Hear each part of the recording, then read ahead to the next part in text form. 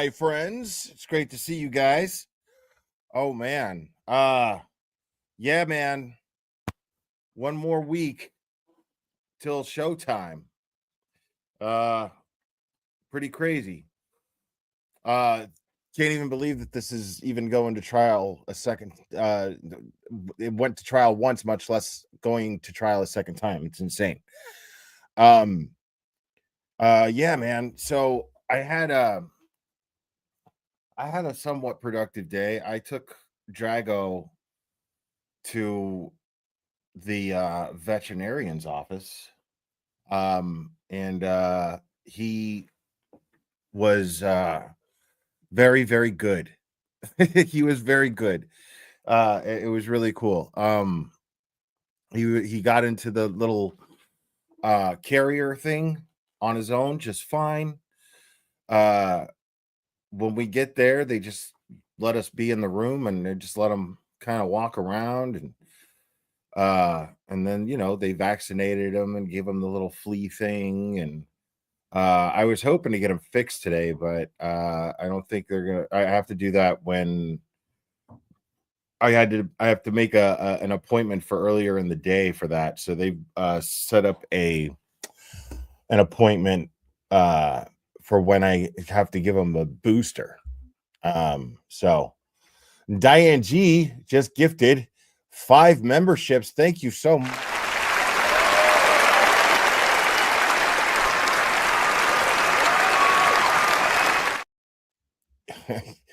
Yeah, and he got his shots, and he was he was a perfect little angel.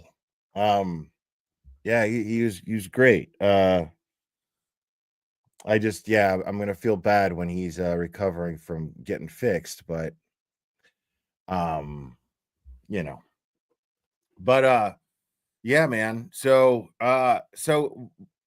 the thing is yesterday I posted on Twitter. I did delete it. But oh, here we go. I think we got a super dad. Super dad. I think we got a super dad. Super dad. Super dad. Super dad. Dad. Dad. Dad. Dad. Dad. I think we got a super dad. How dare you?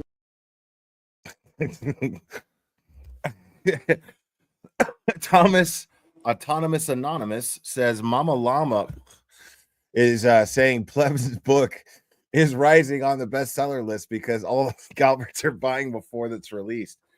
And ML also paid to boost a Krusty video on X. Okay. I haven't seen the reviews. That's what we're gonna do today too. Listen, I don't have much of a plan. I haven't hung out with you guys in a few days, and I wanted to hang out with you guys. And tomorrow there's a hearing. I think we know what to expect pretty much. And Nan will be joining me tomorrow, but I'm not sure if I'm gonna stream if Nan and I are going to stream the hearing live tomorrow, or if we're just going to do a recap later on in the afternoon or the evening. So yeah, I haven't watched the whole. We'll watch the whole Microdot video again today.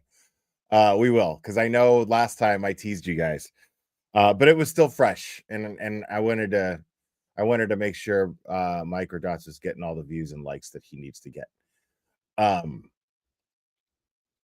But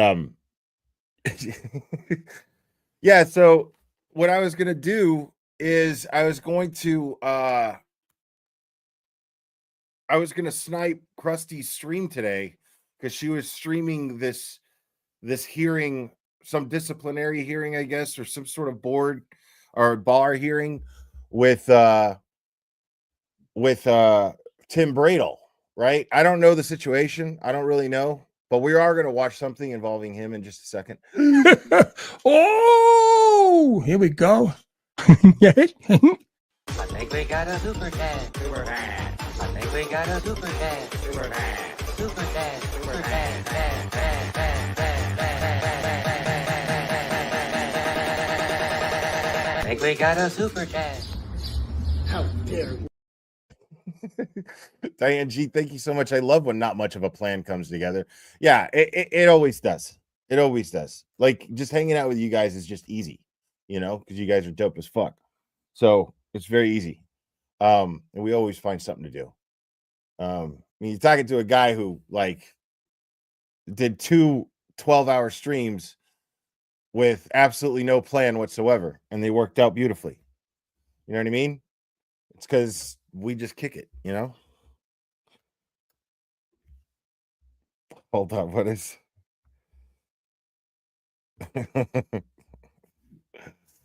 oh man, yeah, and I gotta plan another one. I gotta plan a live with the Dad Challenge podcast. That's gotta happen. So yeah, I was gonna snipe Krusty's stream today just to take views away because I'm petty like that.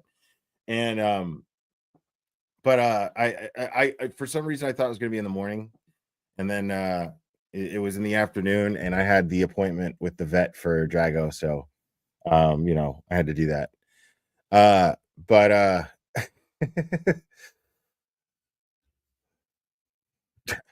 and yeah, Brendan's fucking great. This guy's something else, man. This is the craziest. Yeah, there's no way that you're watching this trial and have followed trials before and not going, this woman's absolutely getting railroaded. Like, you have to be at this point. It's just crazy that you're not, if you're not. So just to catch up a little bit on where we're at, let's hear what Tim Bradel has to say, because Tim Bradel made an appearance on Court TV. And we're going to watch that. Now, yeah. It's where we are learning new developments in the ever-providing Karen Reed case. Her murder retrial will begin on April 1st, and she stands accused, as you may know, of killing her Boston police officer boyfriend, John O'Keefe, by hitting him with her SUV and then leaving him to die in the snow. Joining me now in studio with all the latest is our own Court TV crime and justice correspondent, Matt Johnson. Great to be with you, Matt. Every time you come, there's something new, some new development. So latest news about Aiden Kearney. Tell us. Yeah, this is part of the flurry of motions and the rulings that Court TV received earlier today. The judge in Turtle Boy's case is allowing the Commonwealth to access cell phone data, pictures, and text messages between Aiden Kearney and Karen Reed. This fucking guy, last time I was up there, this guy interviewed Bill Reed kind of, and then asked him how much money he spent on Karen's defense, or something like that. It was like the way he asked, it was just in really poor taste. Everybody just kind of just jeered at him a little bit. Everybody was just kind of like, dude, come on. Dude, really? Everybody just shamed this guy. You're like, don't fucking talk to Bill like that, man. Have some respect. Between April 8th and October 5th, 2023, that window. That's what led to this dramatic moment yesterday. Remember this, Judge Ashley, when Karen Reed and her defense team stormed the courtroom mid-argument. Stormed the courtroom. Stormed the courtroom. Karen Reed and her army stormed the courtroom. I got to hear that one more time. That shit's fucking 2023, that window. That's what led to this dramatic moment yesterday. Remember this, Judge Ashley, when Karen Reed and her defense team stormed the courtroom mid-argument by Special Prosecutor Hank Brennan in Turtle Boy's case. Reed's team told so fucking dramatic, bro. The judge there in that case that the hearing was, quote, bizarre, and that she had a right to be there because that hearing was called under her criminal case number. Brennan said that he wanted Kearney's cell phone data connected to the allegations of witness intimidation of key witnesses, including the McCabe's, Alberts, and Proctor. And I mean, no, he's pronouncing it correctly. That's how you say his name, Kearney. not to prove witness intimidation by Karen Reed, which she has not been charged with, but to show consciousness of guilt in her case. First, this is a ruling with Mr. Carney, so I'm asking that Mr. Carney and his attorney be at the table. I'm not sure why we're being joined by Ms. Reed. I mean, this is her case. I don't know that that's, yes, it is her case, but what standing does she have to challenge a Rule 7? Dude, it's her fucking case, bro. Like, they stormed the courtroom. 17 request related to documents produced in another case? Because it specifically pertains to the prosecutor asking for information in her case to move forward, her consciousness of guilt, etc. Those are evidentiary issues, counsel. Correct, but which can be dealt with at a later time. See, that's the thing, is that judge, I'm gonna venture to guess that he either doesn't like the publicity of this case, didn't like, looked at the whole situation like, I got to deal with this bullshit now, or was simply pissed off at the at the act of storming into the courtroom. I mean, they just like really disrupted they totally disrupted the hearing, which was good. I loved it. Don't get me wrong. I'm a big fan. But the whole thing was like, you know, I'm sure that the judge was just kind of like, dude, who the fuck storms in here like that, dude? What the fuck is that? So yeah, he wasn't happy about that. That's what I think. But I think he got over it. Judge Beverly Cannoni will have to decide if the jury in the retrial can hear about these messages between the two, Karen Reed and Aiden Carney, which her trial is still on track for April 1st. Aiden Carney is also on the state's witness list, which is a bit different from the first trial. Remember, he's a blogger that really, by a lot of people's accounts, put a spotlight on this case from the beginning. He's not going to be allowed in the courtroom during trial number 2, or to be able to watch the proceedings on court TV because he's on the witness list. So that's a big change this time around. That's a big change. He's not going to be allowed to watch it on court TV.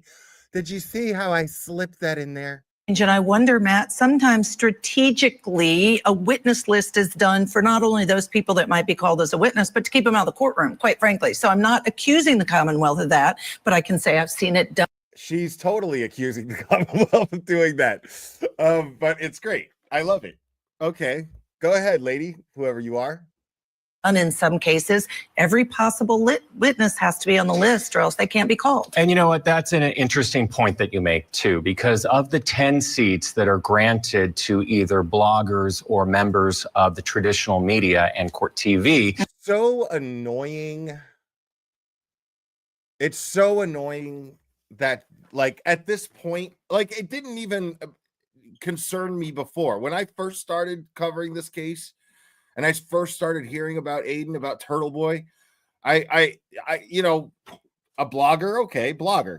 I mean, it's not like there's something wrong with being a blogger, but like considering the things that Turtle Boy has uncovered, considering the things that has happened to him, I feel like independent journalists, you know, if you want to leave out the award winning, that's fine, whatever.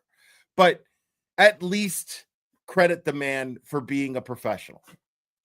Just because he might have unorthodox methods, you know, like old school journalism, where you go and knock on somebody's fucking door.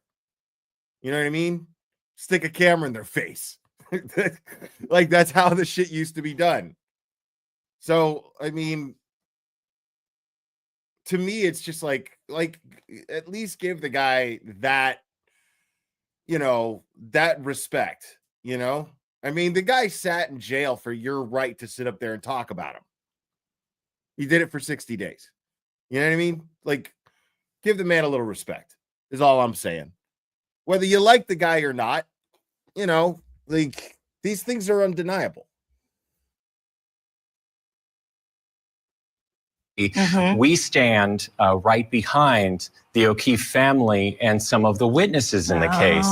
So it's a very intimate courtroom, as you know, and that would prevent him from being in that back row. Oh, this is such good insight. You've spent so much time there. You know very well what the courtroom is like. Now, I've learned something I'd love for you to help us understand, because I'm surprised that the Commonwealth, as I understand it, is also now seeking text messages between the defendant, Karen Reed, and one of her own attorneys. Yeah, David Yannetti, who she hired from the get-go, and he is the one that is not pro hoc vice. See, this lady, like Nan said, she used to be a judge, right?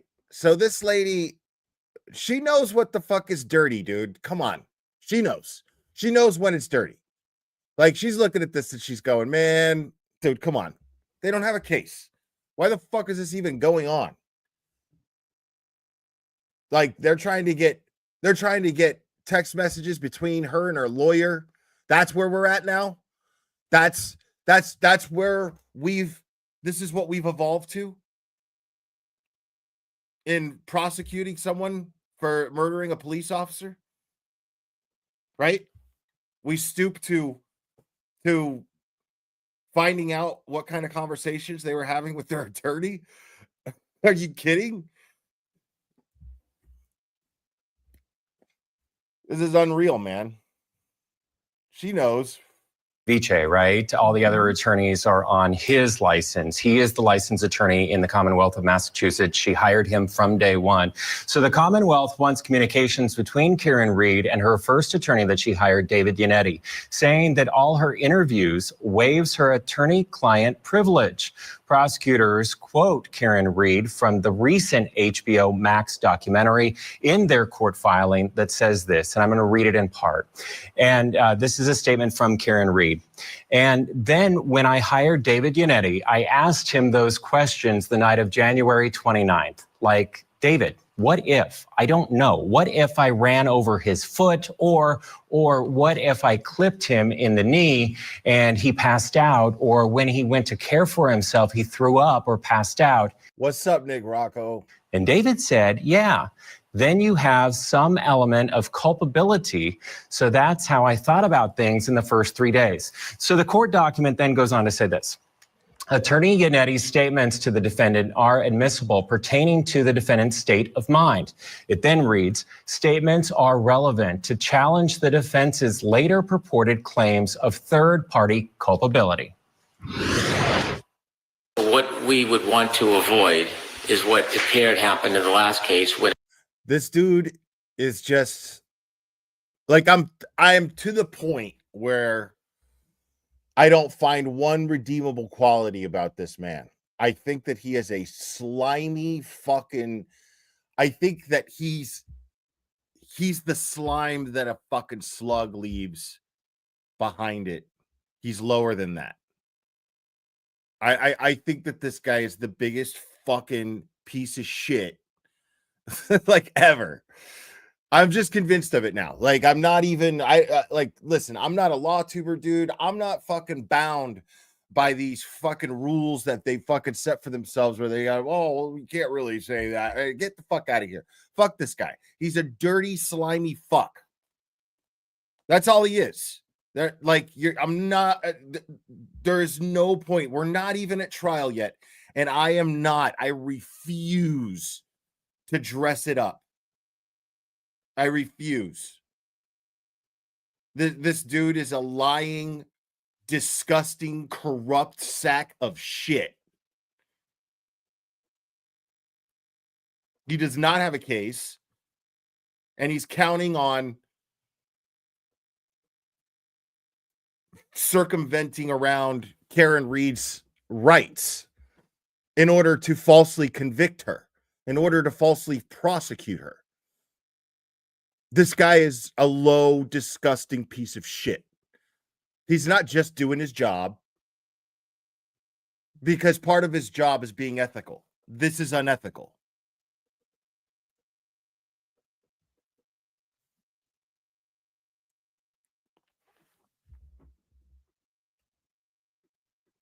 When it was just a broad-based attack on anybody. There has to be relevance between who they choose as a target and the crime itself? Well, the potential third-party culprits that we have identified are Brian Albert, Brian Higgins, and Colin Albert. And I have a now let me be abundantly clear about that too. Brian Higgins, Brian Albert, Colin Albert, Jen McCabe. In my opinion, all fucking cop killers. Absolutely. Give a fuck what anyone says. Kiss my ass on that too. Like, Jen McCabe Googled how long to die in cold at 2:27 a.m. Give a fuck what she says. She deleted it too. Like, reliable experts have confirmed this using several tools besides Celebrate. So I don't give a fuck. Jen McCabe Googled how long to die in cold at 2:27 a.m. There's no reason. It's absurd to believe that she didn't. It's absurd.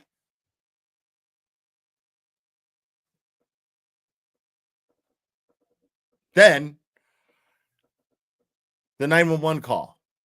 The 911 call. There's a man passed out in the snow. I think he's dead. Talks to her sister. We hear a recording of her talking to her sister because John O'Keefe, Boston police officer John O'Keefe, God rest his soul, somehow had intervened, because I have to believe this. It's too coincidental, where his voicemail records Jennifer McCabe making that 911 call in that car. It's amazing that happened. I don't think that we really bring that home enough. Like, that's fucking crazy that happened. That's fucking crazy. And you can hear Jen McCabe talking to her sister, where she denied, she lied, said that she didn't. On the stand, she lied, said she didn't. Jen McCabe could have ran into that house, because we see her run in later. After the first responders are gone, John's gone. But she runs inside 34 Fairview. She could have done that earlier. Waking up Brian Albert. Been like, yo, work on him while I get 911 on the phone.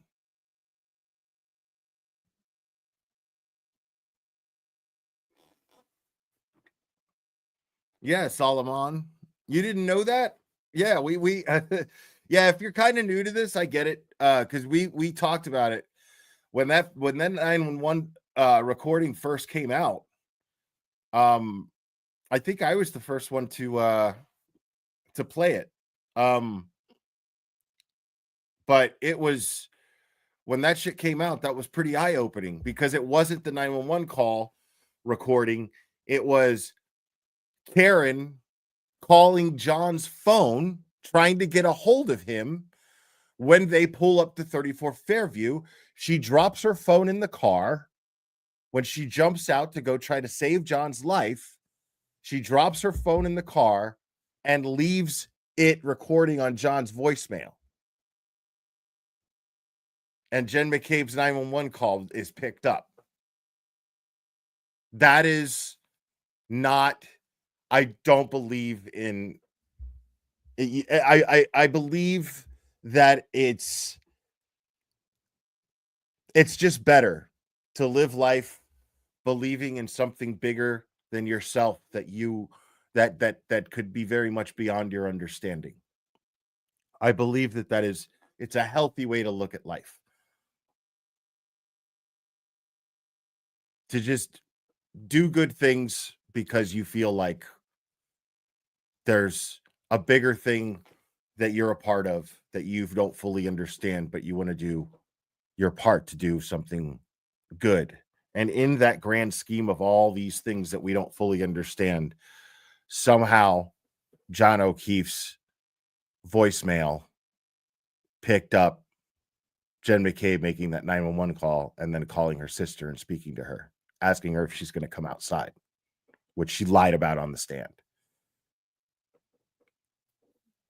And you can hardly hear it. It's really difficult to hear. But it is a thing.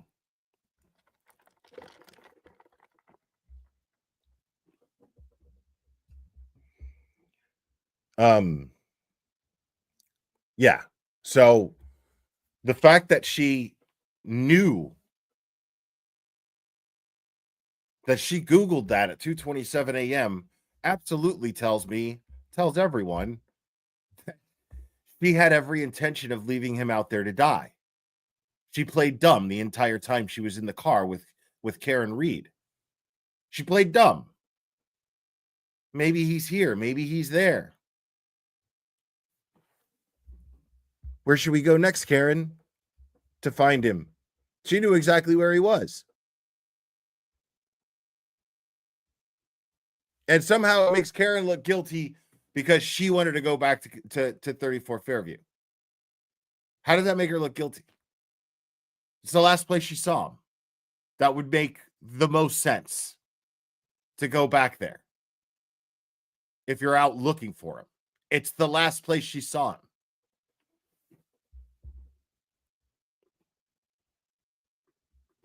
A lengthy argument prepared detailing the evidence against each of them. Defense has to make a decision as to what you intend to provide me so that I can make this ruling.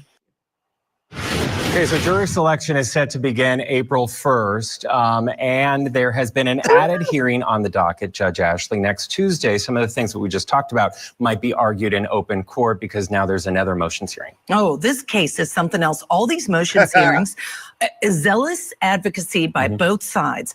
I feel like, though, that this judge is pretty adamant at this point in time. This trial is I really like this lady.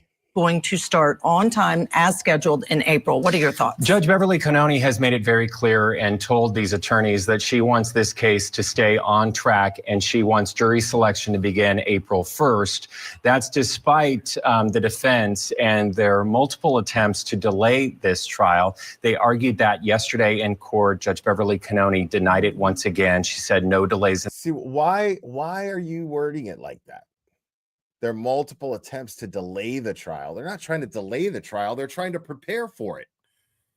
Like they're trying to prepare for it efficiently. That's not trying to delay. Why are you making it like?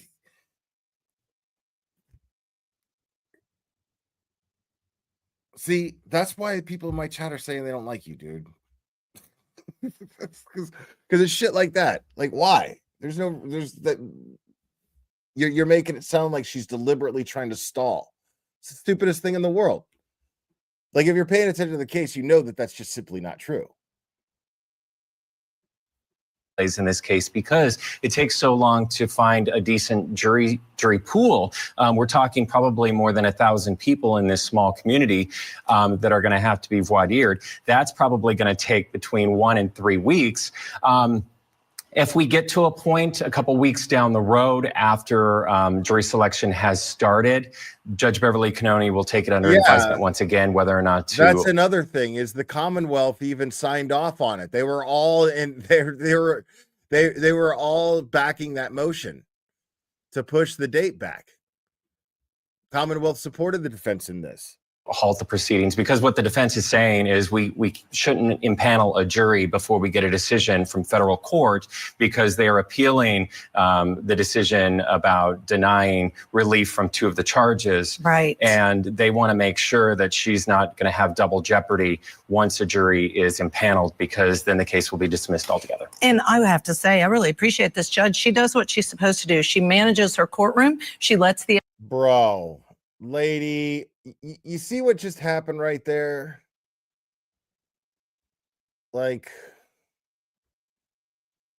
jeopardy once a jury is impaneled because then the case will be dismissed altogether. And I have to say, I really appreciate this judge. She does what she's supposed to do. She manages her.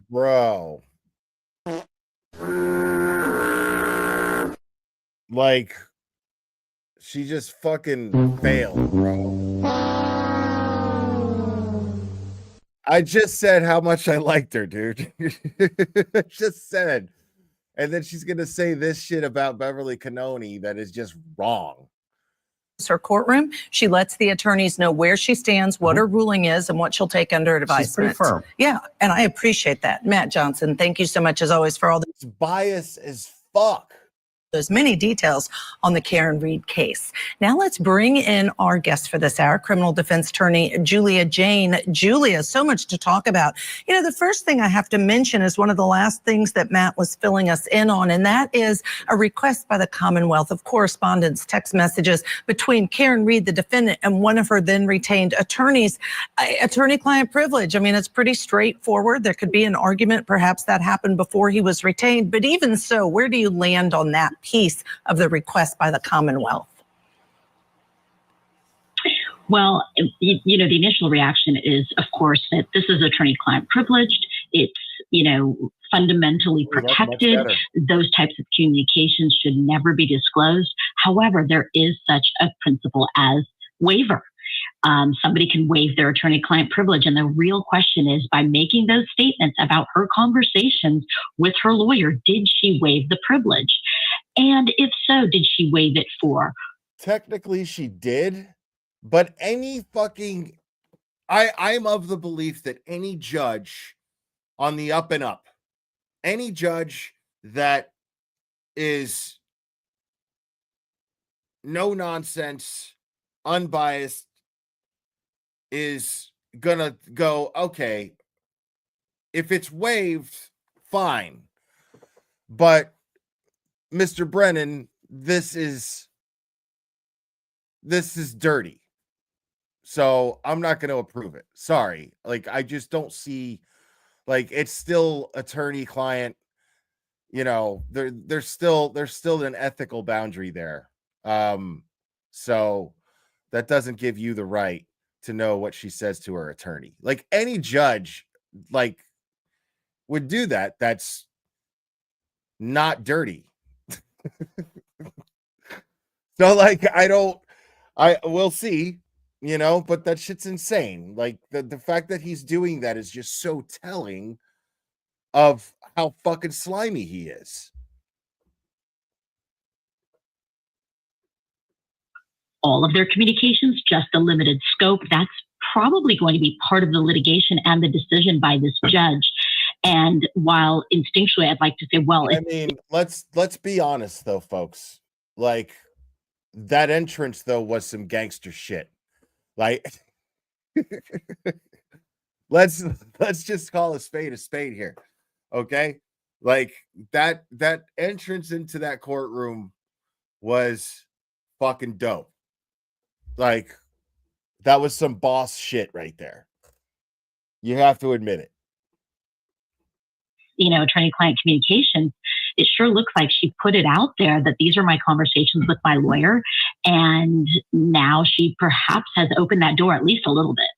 Yeah, I think you're right. And I feel like the Commonwealth is really leaning in with this special prosecutor to trying to look at the intent and how she was thinking, feeling, what her thoughts were, the consciousness of guilt. But also I want to listen together because there's another argument being made, and these were being made about John O'Keefe possibly breaking up with Karen Reed. Let's listen to that together, and I'd love to come back to you.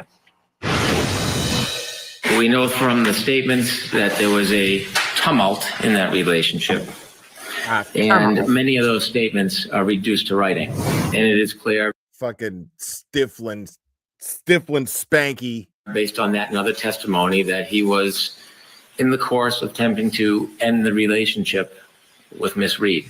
That's preposterous. It is The preposterous. idea, there is no evidence. It's absolutely preposterous. Like, Melanie Little and I read the text messages of that entire day between Boston police officer John O'Keefe and Karen Reed.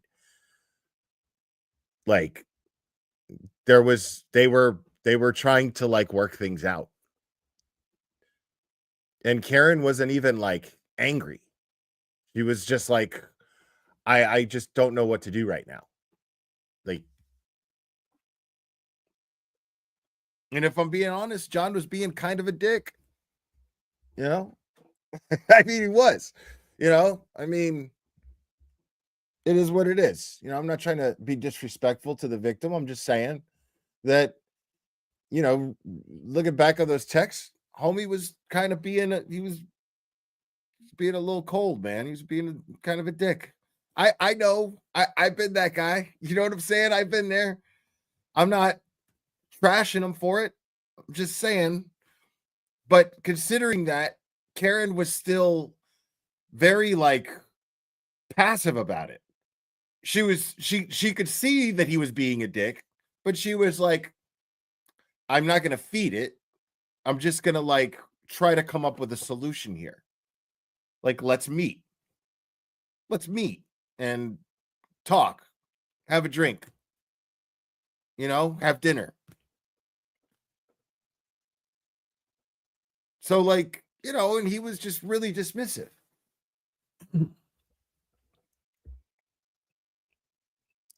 So but that's not motive to kill someone, especially if the whole day you're not even showing signs of being clingy. You're just, okay, there's a concern here. You have these two children who you've taken in, your niece and nephew, you've opened your home to, and it's a lot. And you're a cop. It's a lot. But he's not trying to feed him donuts and shit. I get that too. And he just got a little annoyed with her. But she's just trying to figure out her way. She's trying to, okay, well, I'm not even your wife, but I want these kids to like me. So,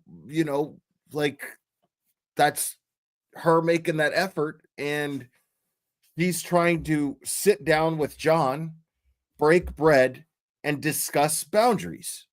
That's the entire gist of that text thread that took place that day. To me, how I took that Karen Reed was simply trying to sit down with John and have a conversation in regards to what boundaries are being set for her and the kids, because she does not want to upset John. She doesn't want to be disrespectful to John and how he's trying to raise these kids. That's not someone who, it's not typically the behavior of someone who is going to get drunk and deliberately back into someone and drive off and then leave a bunch of angry voicemails.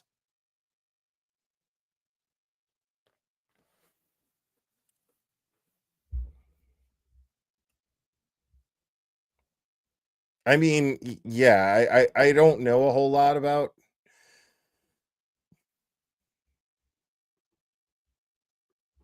To support that last point, that this type of information, let's say, for instance, it's information that he wanted to break up with her. There's no suggestion in the facts that Karen Reed would kill John O'Keefe rather than simply break up with him. Right. Right. And that goes to that motive, Julia, when there's so crazy. There's nothing about Karen Reed that says that she would be capable of doing that. There's nothing about her. She's too logical of a person. She's too logical of a person to do something that irrational. It doesn't make sense. It doesn't add up. Not to mention his injuries, just simply say that she didn't do this. And that's just his injuries. There are other things that scream that she didn't do this. But it's just not simply meshing with her character of someone who would be capable of this. There was no fighting.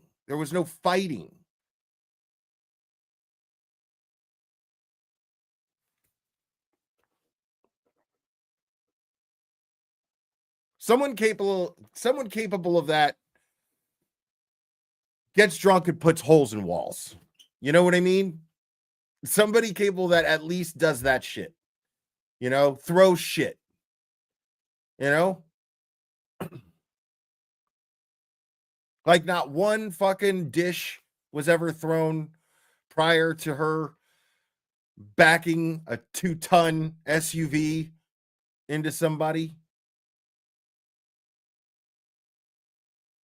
I don't even know if it's 2 tons. I don't know if that's right. I mean, it just doesn't track, dude. You know, it doesn't track. None of it tracks.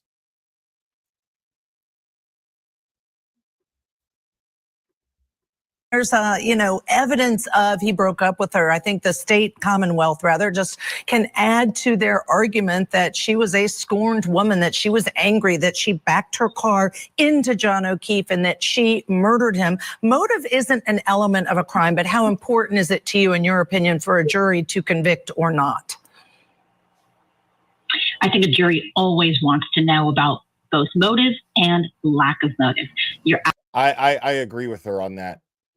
If I'm sitting on a jury, I want to hear motive. Like, I need to hear motive. Motive is going to have a whole lot to do with whether I think someone's guilty of something.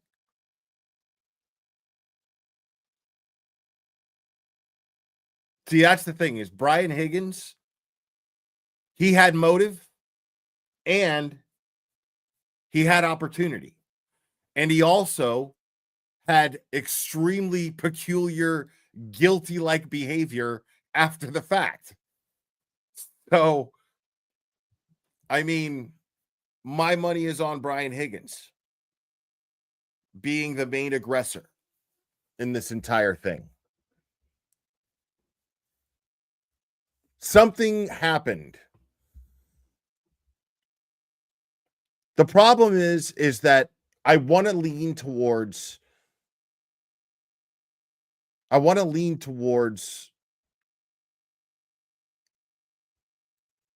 this being premeditated. But I have a couple of problems with that. Because like let's say he was lured to the house, right? Or let's say that we think that he was lured to the house to and they were thinking about it. It was part of their plan the whole night. That's why Brian Higgins was playing grab ass so much. That's why Chris Albert even invited him out earlier that day. I mean, who knows, right? But I have a couple problems with that. A, I don't have a reason to think that would be the case. Like, I'd have to have a reason for that kind of conspiracy to take place, that kind of premeditation, for me to logically and rationally entertain that theory. I would have to have some sort of reason and receipts to back it up. You know what I mean? Like crazy shit. Like something like John O'Keefe knew about some sort of corruption and they were afraid he was going to talk, but I would need like receipts for that kind of shit. You know what I mean? I don't have anything like that. I don't know anything of the sort. I've heard rumors, but I dismiss rumors. I have absolutely no proof that there's some sort of shady dealing that was taking place and John O'Keefe became aware of it and he was targeted. I have no proof of that. So that's why I have a problem going down that road.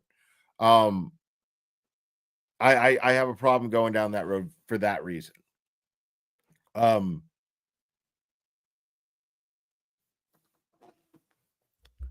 mean, so, but that's the whole thing is I need to hear motive. For me, that's something, even though the law may not require you to provide motive to prove someone guilty beyond a reasonable doubt. For me, motive has to be a thing, that's going to really help me. But I think, yes, I think that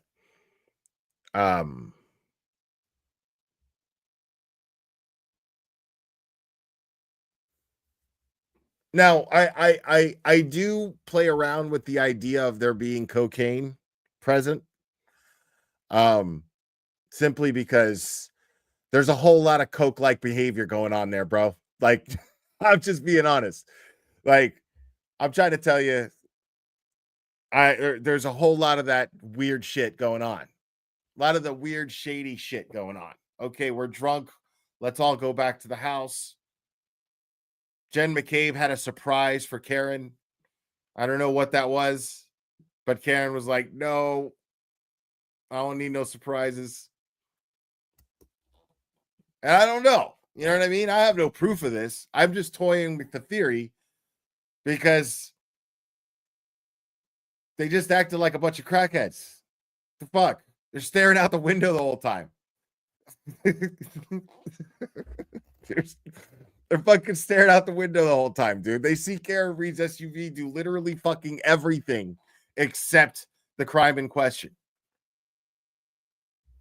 That's all I'm saying, man. All I'm saying. I'm not. Yes! I like it.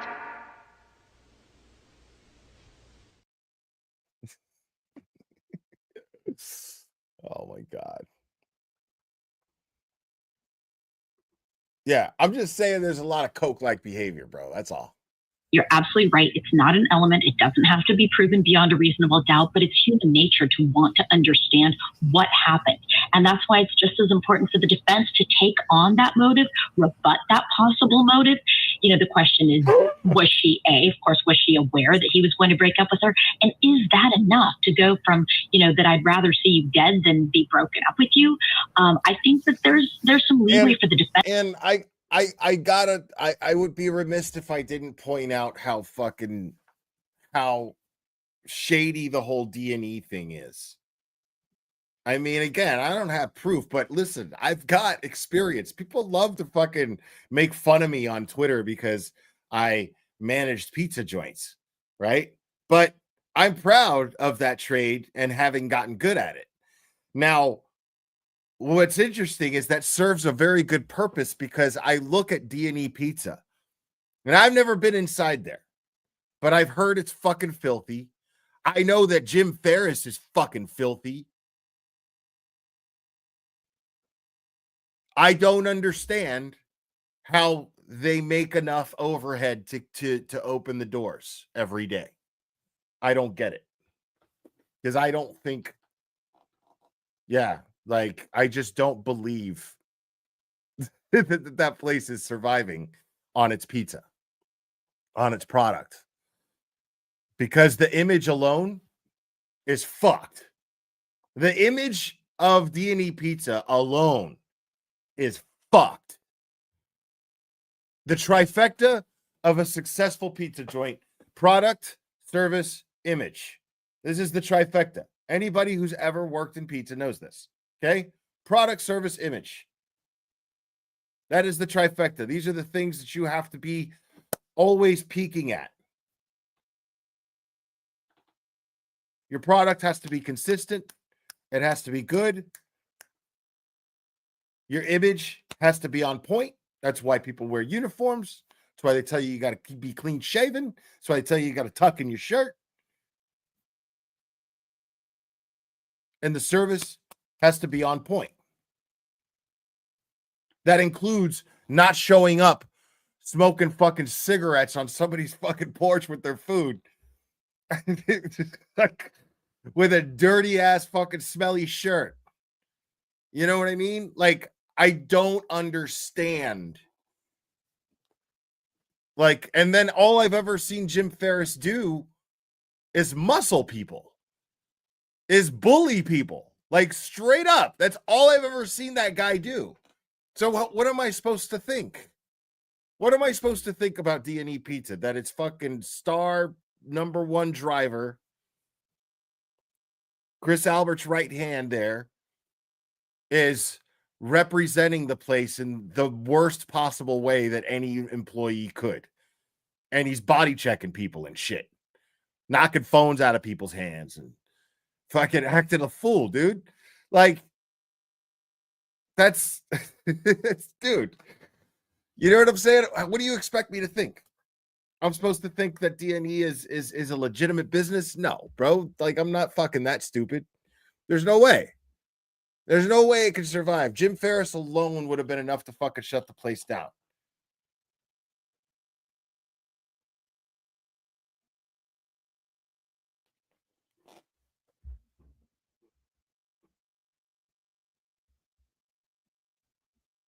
Like, there's no way that place gives good service. And I've heard the chicken parm is mediocre too, by the way. Defense to really rebut if that is the only motive, that you would kill someone rather than be broken up with.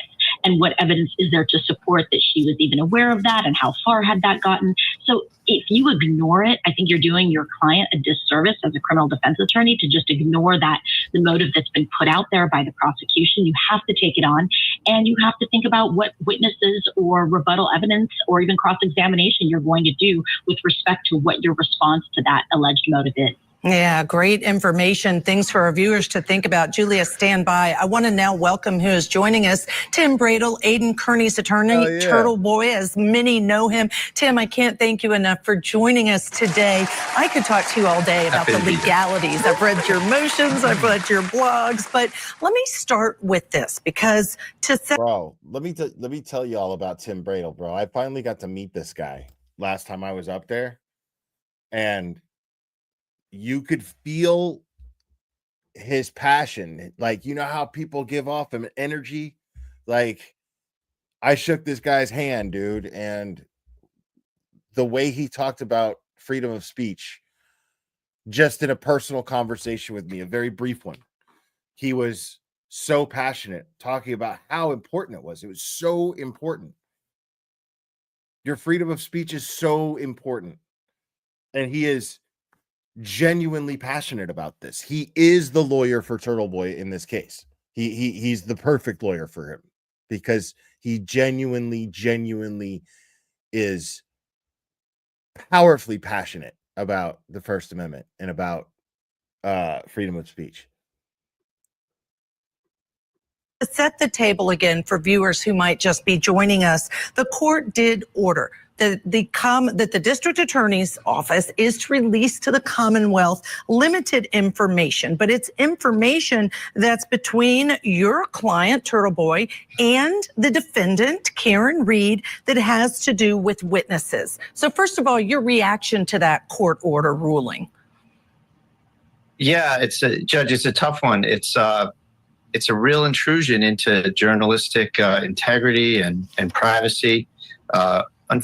We're not concerned about it, though, because there's really nothing there. It's a big nothing burger as far as we're concerned. There's no criminality. There's no communications that can serve as the basis for anything we're concerned about.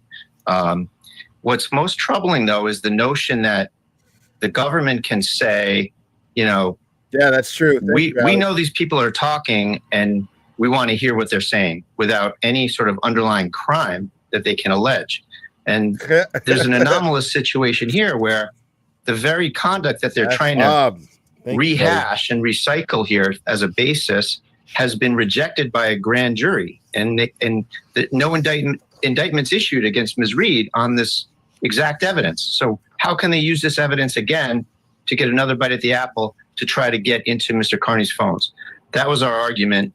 The judge felt that since the government had it already, it wasn't a big deal to give it over, I suppose, but it is a big deal. And, that's troubling. But in terms of the evidence in the case, we're not too concerned.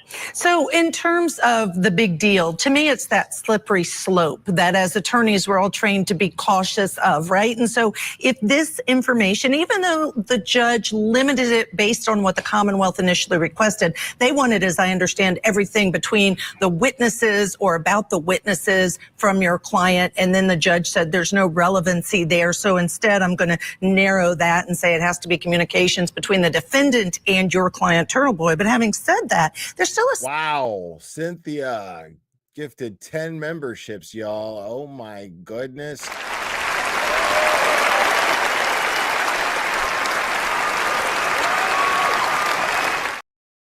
Thank you so much, Cynthia. Amazing. A slippery slope that I think if this comes out this time, if this gets to be released this time, what about next time? Is it going to apply to everybody who's doing this type of work, who's blogging, who's a journalist? And is it going to start to include more and more and more information that should be protected by privacy? I'm so glad you said that, because we really don't get a lot of that type of sentiment from the mainstream media, with some very good notable exceptions here in Boston. But yeah, that's the next domino to fall, is that, you know, they should not be able to just say, hey, we heard these people were talking, we want to see what they have to say, without being able to establish any sort of probable cause for criminal activity. Again, the grand jury rejected that. So what are we doing here is our position. Right. And, you know, who's next is what I keep saying to our remember they tried to indict Karen Reed again, right? The grand jury rejected it. Like the lowest bar, as Tim Bradle put it, the lowest of the low of bars, and they couldn't even get an indictment. So what the fuck does he want now? It's so stupid. Brennan sucks.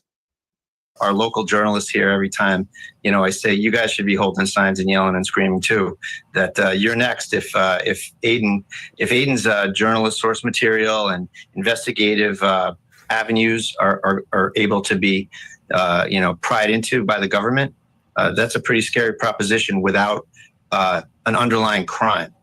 So the grand jury didn't find a crime, and I understand your point there. And I guess I wonder, is there any sentiment by you that the Commonwealth is trying to back? Dude, and I love that Bradle got this time on Court TV, like Court TV or not, but Bradle's doing a fantastic job of representing Aiden. Like he's great. He's just a great public, high profile lawyer. Like he's handling this like a boss, dude. It's amazing. Backdoor, because here's what they've argued in this case. Before this other judge, it was a different judge who had to make this ruling, but they're saying instead now this is conscious. Like seeing Aiden in that footage there, like on Court TV, hits different now because of the things that Bradle is saying right now. It hits different. Like now, Turtle Boy is looking like someone who demands at least some level of respect for what he's dealing with and what he's going through. Like, whether you cut it, however you want to cut it, they're trying to get into his phones, and his lawyer is fighting for his right to keep his privacy. That's it, you know? And so Turtle Boy is looking legit on Court TV right now. And it's about time. I can never say that word well, embarrassing to admit on national TV, but I will, of guilt of the defendant, that's the way they're coming at it now. And I guess in part we're successful. Right. Well, when this search warrant was made public back in February of 24, Aiden and I and Mark, we really didn't have a dog in the fight. And I was just compelled.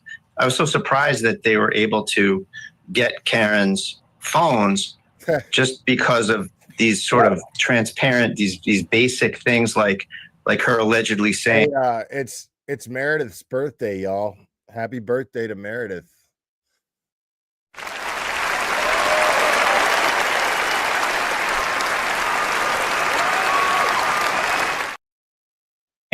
Hey, keep this. Look, there's Richie right there. Private. Let's keep this between us. Don't share this. You know, as if that was somehow criminal. And you know, she's a woman who's charged with insanely overcharged, by the way, with murder in this situation. And the government's facts are just absurd and just don't support that at all. But you know, she's entitled to defend herself, and she's entitled to talk to anybody she wants, to marshal the evidence anywhere it goes, to try to spin things, to try to get public relations out there the way she wants it. You know, she's allowed to do that. That is not a basis for a crime. You know, the only thing she's doing here is trying to keep confidentiality. That's the only thing they had. And it's chilling that they cite that in the search warrant and to the court. as evidence of a crime, that people want to keep things confidential. People want to talk to each other about investigating things. All of a sudden, he's making an excellent point. Think about that. Think about the seed that plants. That simply because you want privacy, confidentiality, you have a right to it. They're making it out to be like you're covering up a crime. Automatically. Somehow you're committing a crime. That's very, very dangerous. That's what he's talking about right now. That is extremely dangerous. It's scary. He said it's chilling. It's evidence of a crime, I suppose. It just gets worse and worse and worse in Norfolk County, Massachusetts. But, we're going to put a stop to it. I have no doubt. Yeah, I love it. One of the things that stands out to me, I was actually looking at one of your blogs. This was back from February 1st of 2024. And in that, Tim, you said about this particular case and unsealing the search warrant, the only crime here is the robbery of privacy. Do you still stand by that? Absolutely. It just gets worse. They think that the government's desire for evidence is all they need to just say, hey, we want to see what they're saying. The case law in Massachusetts, judges, is such that, you can't get into a cell phone under the general proposition that, hey, we all have a cell phone in our back pocket, so you must have been using it in terms of this crime. You need an underlying crime. And the case law, it's Commonwealth versus White, says that you need a nexus between the device you want to search and the crime. And here, they don't even have a crime. Right. There's nothing criminal about wanting to speak privately and defend yourself and criticize witnesses that you think are dubious. It's absurd. But it does. Let me push back on that a little bit, because if the court, which the court has now narrowed it in the order and said it's communications between your client and Karen Read, the defendant, who is charged with murder. I know that we're divided. Some people think she did it. Some people think absolutely not. A very divided country watching this case. But having said that, I think that it's a good argument by the Commonwealth that this gives insight into her that they can use as evidence against her potentially in the trial, that they say, hey. Listen, the only people who are entertaining the idea of Karen Read being guilty are people who don't know the details of the case. They only know what mainstream media has been telling them. Okay? So they don't know the full details of the case. Or retards. Like just straight fucking retarded people. That's it. Like at this point. And I'm just not going to back up off. I'm not going to back off of that. Like ever. Like this is going to trial for the second time. Okay. I'm not going to back off of that point. Like if you think at this point with everything that's going on, the way that Brennan is prosecuting this case, if you think Karen Read is guilty at this point, you are fucking retarded. There's just no dressing that up. You have to be. You have to be.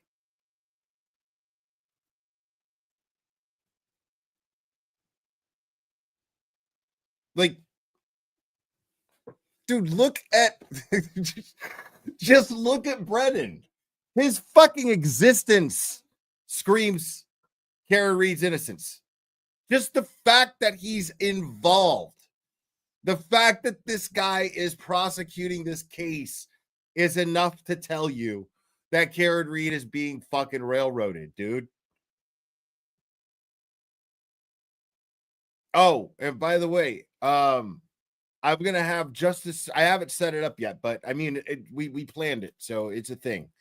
So Friday, 6 p.m. Eastern time, I will have Justice Serve TV on here. Linda and Michael. I think they're awesome. Fantastic people. They had Olivia on today. I got to listen to a little bit of it.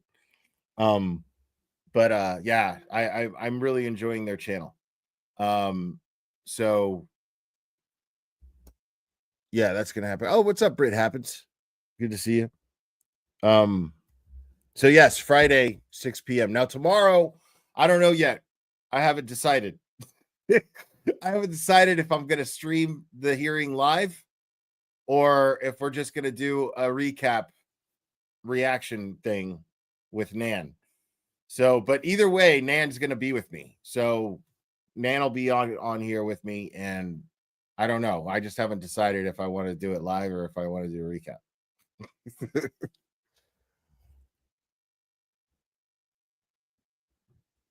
Hey, she backed up and she ran over and she murdered her boyfriend.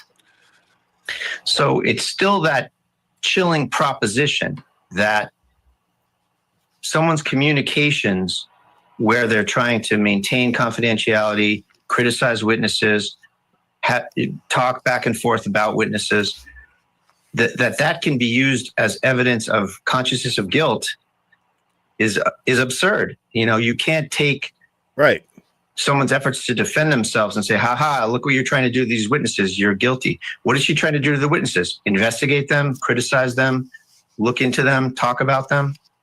Since when is that consciousness of guilt? I will say, we know, and I think you would agree with this, that every prosecution I've ever seen is going to try to use defendants' words against them at the end of the day. And I think this is a great example of that. Let me just ask you one more question. The order that I've reviewed. Not a great example of that. It's a fucked up example. It is very shady. That we're familiar with, where the court says this has to be produced by the DA's office to the Commonwealth prosecutors that have requested it. Do you intend to protest or appeal that, or are you agreeing to comply with the order or not stand in the way of compliance? It's not yours to comply with, but are you going to let it move forward? Sure. We talked about a potential appeal. Scott McGinnis is so funny, dude. He fucking hates Court TV. It's so funny. But, you know, like I said, it's a nothing burger. There's nothing there that's going to hurt anybody. And, you know, we have so many things to do on Aiden's case, and the Reed defense team obviously has so many things to do on their case. We really just don't have time to kind of stand on the principle of it right now. It's not going to hurt us. Great job on Justice Serve TV today. We're going to circle back on some of these incredibly weighty First Amendment issues, and we really want to get to the SJC, the Mass State Supreme Judicial Court, and get some rulings on. First of all, that dude right there, this guy, yeah, I think he's an intern. I'm not sure, but the entire time he's taking notes. When he's sitting there, he's taking notes. I was watching, when I was sitting there this last time, it was a Tuesday, and Nan was taking notes, this guy was taking notes, and Bettero was in front of me taking notes. And I'm just sitting there like, okay. Oh, okay. He's a law student. Okay. Gotcha. Yeah. Really nice guy too. To the SJC, the Mass State Supreme Judicial Court, and get some rulings on, first of all, the witness intimidation statute, which is an absolute abomination. Well, there was a good 900 people in there still when during the Bettero thing with Young Jerks. So that's I'm glad to see. I really want their channel to do well, because I think that they're really professional and they don't hold back, and I love that about Justice Serve TV. And I love that they've been giving the supporters a voice. They've been making it a point to do that. I think that's really cool of them. Abomination, completely unconstitutional in about 10 different ways. Yeah, and it just has not really been put through the elimination statute, which is an absolute abomination, and get some rulings on, first of all, the witness intimidation statute, which is an absolute abomination. Yeah, completely unconstitutional in about 10 different ways. And it just has not really been put through the rigor of a SJC appeal. And we want to be the ones to do that. And we're very confident that statute is going to be blown up in the state. And also, I want to tell you that one of our state reps, Nick Boldiga, has filed a journalist protection bill in the state legislature that's just come out. And I really hope that's going to be brought through the process and become law very soon. That would put an end to all these kinds of insane government overreach into journalists' business. And this is a great way to see how we work on getting new laws, right? This is the process, and this is why laws change and why laws get written. Tim Bradle, I can't thank you enough for spending time with us. Thank you so much. We hope to have you back. Thank you. All right. Thank you, Judge. Take care. Did you new developments in the did you see how he Oh, wait. So Larry put out a new video. Should we watch it? No, it's too fresh. Let's watch. We'll watch the microdots video.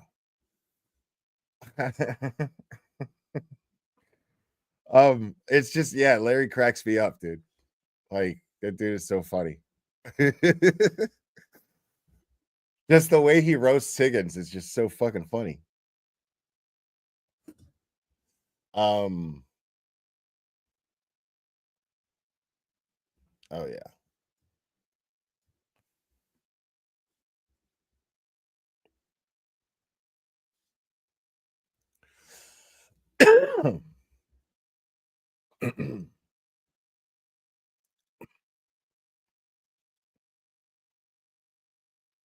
Yeah, man. And Miss McKinney, man. Miss McKinney's been on a couple channels already. She's been on Brit Happens, and she's been on Seeking Justice with Tom and Mike.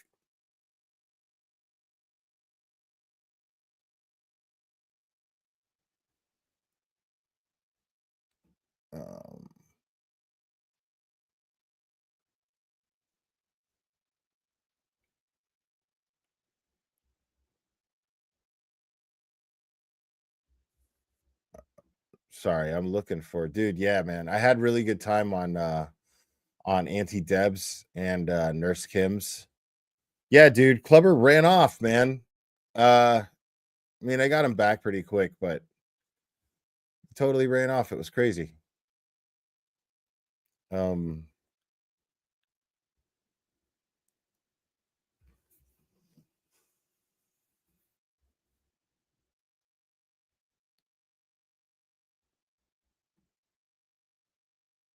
All right, okay, let me just do this.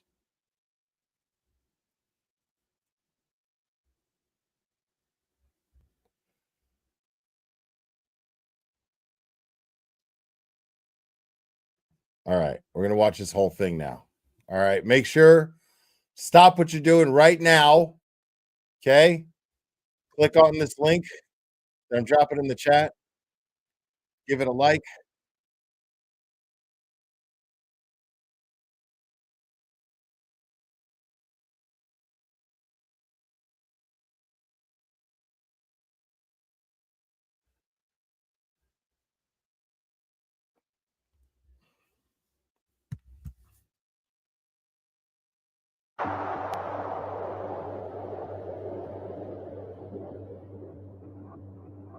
It's the evening of January 28th, 2022.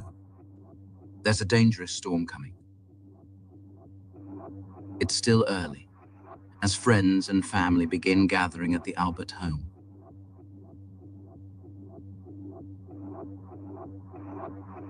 Yeah, dude, like... The younger generation stay inside for the evening to consume alcohol together, in celebration of a birthday. While the elders choose to venture out to a local bar named the Waterfall, where they meet acquaintances John O'Keefe and Karen Reed. All are drinking.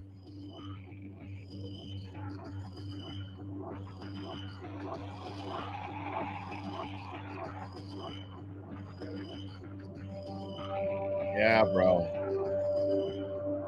Now, they never showed that footage at the last trial, but I have a feeling they're going to show it this time.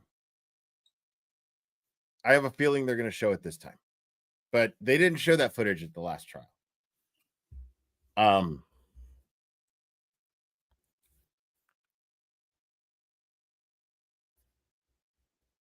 And I had to ask why.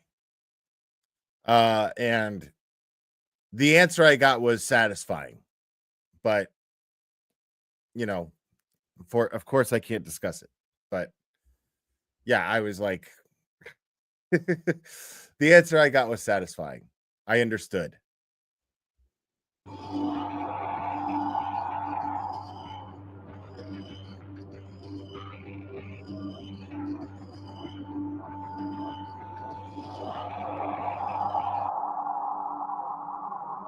At about 12:15, they returned from the bar.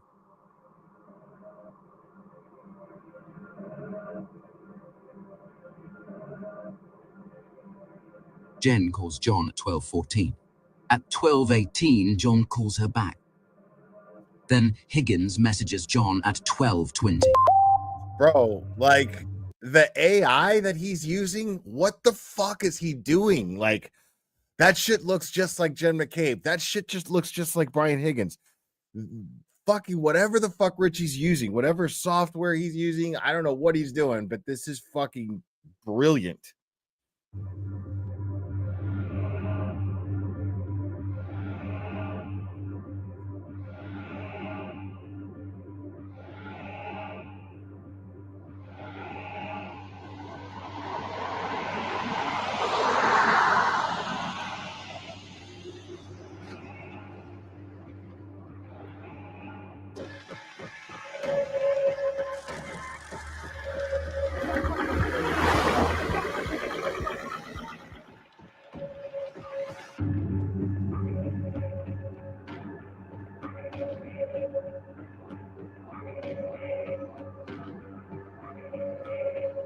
Brian Higgins, Olivia.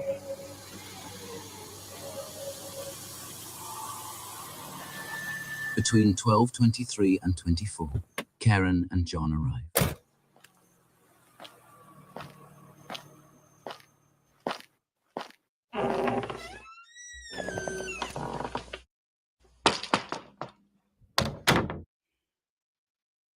Karen sits and waits for confirmation. So yeah, I pinned Turtle Boys Defense Fund link to the top of the chat. So if you're feeling generous, show the man some support. And just, you know, do it for Meredith's birthday, you know, even just something like that.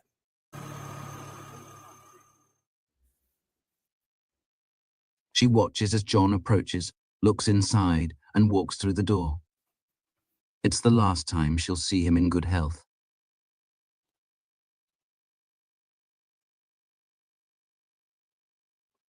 Fucking crazy. I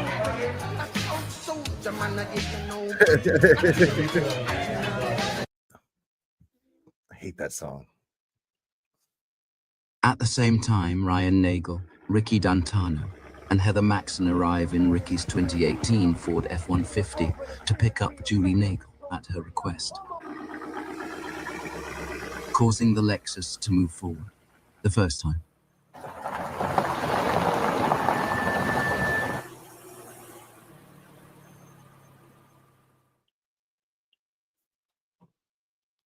Bringing it straight in line with the front door. Just right outside the front door, though. Straight outside, yes.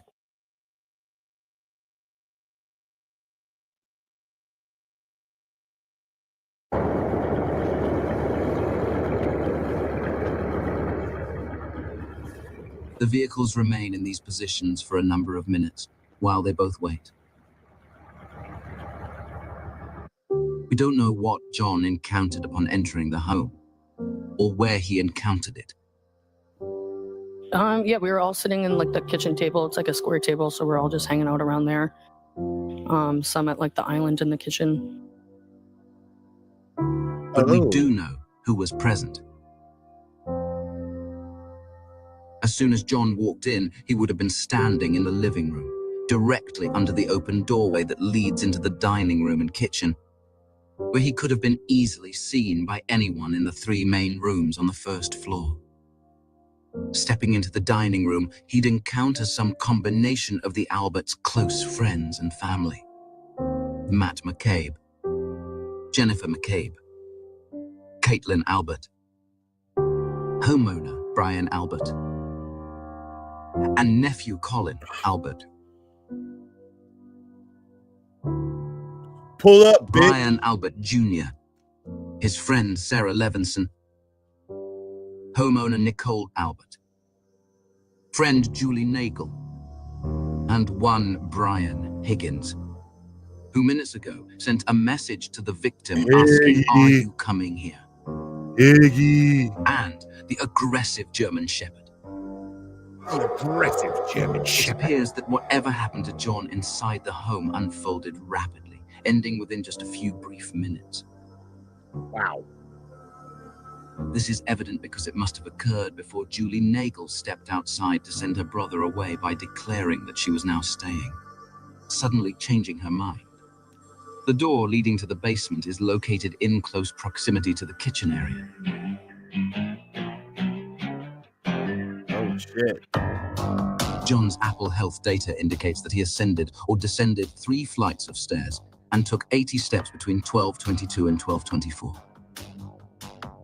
Stated ascending, descending 3 floors. Suggesting that he entered the home, walked inside, and within less than a minute ended up in the basement, either by his own volition or by force.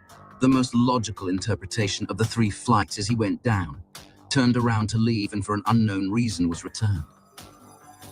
Huh. Theories on how John sustained his injuries vary, but they largely focus on a violent assault carried out by up to 3 men inside the home, as well as an attack by their ill-tempered German Shepherd. An animal with a documented history of aggression, one that Brian Albert was caught attempting to conceal from the court by lying. Microdots is making Chloe out to be the most sinister fucking thing ever, bro. It's so funny. I love it. It's like Chloe's this night predator that just fucking hunts and kills and a documented violent history. Oh my god. I love that shit. I mean, no, and what's funny is you're right. It's accurate. It's totally accurate. It's just so fucking dramatic. It's so funny. That Chloe has never attacked a human being when she has attacked 2, sending both to the hospital for treatment. Just one of the many lies they've been caught in. On the right side is an opening containing rows of dumbbells. Wow. And a systems room behind a set of double doors.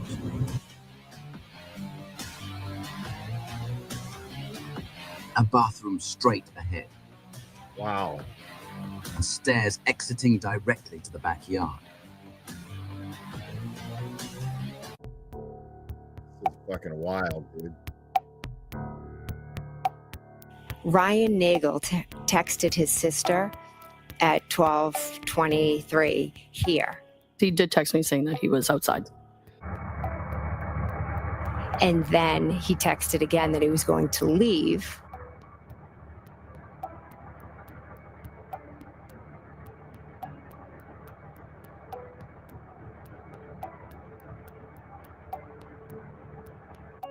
Then Julie Nagel went outside.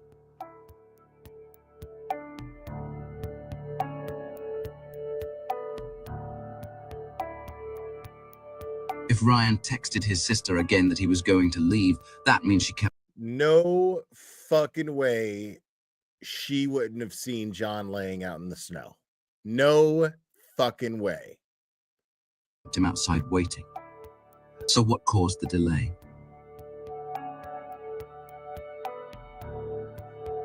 The timeline indicates that John entered the home, triggering a violent confrontation that unfolded quickly. The chaos inside delayed Julie for several minutes, long enough for Ryan to text her saying he was going to leave, prompting them to send her outside to get rid of her brother. Within the 4 walls of 34 Fairview Road, they had a full-blown crisis on their hands, one that needed to be contained fast. It's nearly 12:30 a.m. They have a fatally injured cop laying on the floor, a house full of people, and 2... Does anybody think that Julie Nagel decided to stay to help clean up?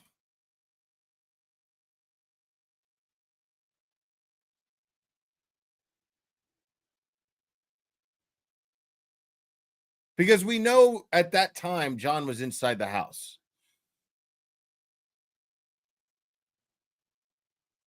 Now, I mean, I don't know. I mean, that's the thing, is like she wanted to leave, and then her brother gets there to pick her up, and then she's like, no, I'm actually going to stay.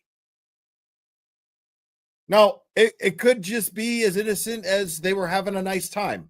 And they were like, Jen and Matt McCabe were like, we'll just take you home later. Don't worry about it. Just hang out. Hang out a while. It could have just been as innocent as that. I mean, but I do find it coincidental. You know? Or right. Or he was, you know, or he was dropping off some party favors, maybe. Who knows? I don't know. I've heard that theory, but I have nothing to back that up. You know, I'm not going to sit here and call Ryan Nagel a coke dealer. I don't fucking know if he's a coke dealer or not. Two separate parties waiting outside, each expecting someone to step out or at least inform them that they can leave. They immediately took command, and no one was coming or going until this was worked out. And since they didn't have the idea to blame Karen until morning, when Jen noticed her taillight was cracked, the only claim they have is to say that despite being dropped off right out front, John never came into the house. What's Olivia saying here? I think the fight or whatever broke out before Julie Bagel went outside. Then the McAlberts told her she couldn't leave, presumably because they needed to make sort things out to keep her from talking. That's a sound theory as well. That's a sound theory as well. Okay, yeah, nobody's leaving until we fucking get everything straight here and everybody's of an understanding. I could see that happening with Brian Albert. I could see Brian Albert being the kind of guy that's like, nobody fucking leaves until we all have an understanding here.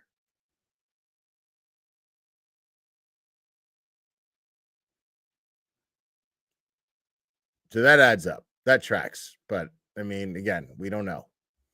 Say it with me. The guy never came into the house. But here's the thing, though. I feel like that pretty much had to have happened if we believe Jen McCabe Googled "House Long to Die in Cold."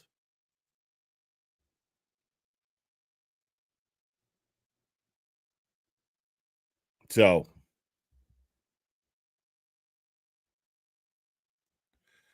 and they wanted Julie's story to include her asking her brother if he wanted to come in to make it look like they weren't holding anyone in anything, hiding anything in the house. Huh.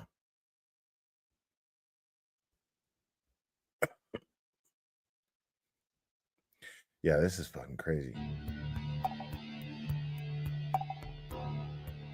At 12:27, after sending Julie outside, Jen starts using her phone to build that alibi. But Karen is still out there, and they don't know why. As soon as you saw Miss Reed's SUV, you texted John. Is that right? Correct.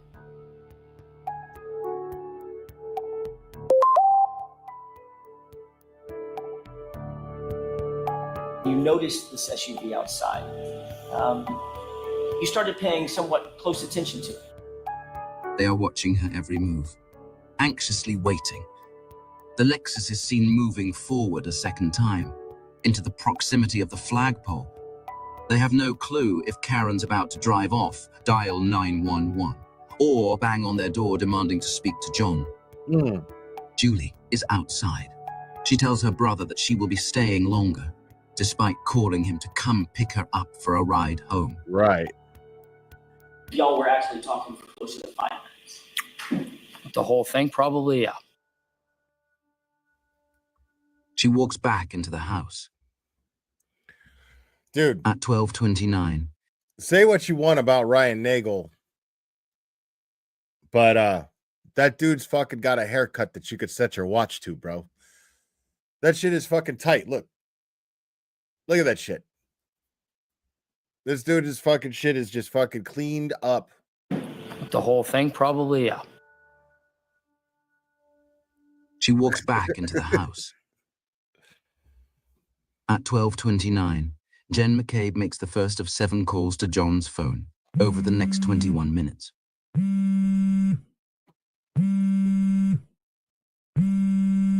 Although she insists that each of these calls were made unknowingly and completely accidentally, not a single voicemail was recorded, implying that she not only inadvertently made the calls, but she also inadvertently hung up before a voicemail was triggered. An absurd proposition that any rational person must reject on its face. You claimed that every one of these calls was a butt dial. Is that right? Yes. Definitive evidence that they are hiding something. The chances of this set How of the fuck am I not supposed to laugh at that shit, dude? You know what I mean? Like, you fucking people, like, you were not. Yeah, no, I don't feel sorry for you, dude. I don't feel sorry for you. I don't feel that you're being witness intimidated, bro. I feel like you're fucking assholes, and people call you out on being assholes. And this is why people call you out on being assholes, because this is some asshole shit that you're talking about right now.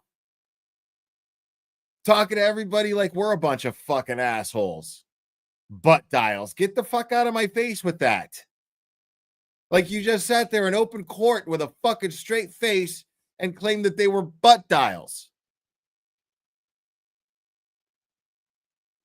Like, fuck Jen McCabe, dude. Like, seriously. Like, this woman fucking sucks. She is an awful, awful, awful person. I'm trying to tell you. She is an awful fucking person, dude. Anybody who can sit up there and fucking under oath, sit up there in a murder trial, trying to convict an innocent woman, talking about butt dials to cover her own ass, had her own suspicious, fucked up behavior, and you expect me not to fucking laugh at her and call her a fucking asshole? Like, of course I'm going to call her an asshole. That is some asshole shit to do. That is as asshole as it gets. Jen McCabe is a fucking asshole.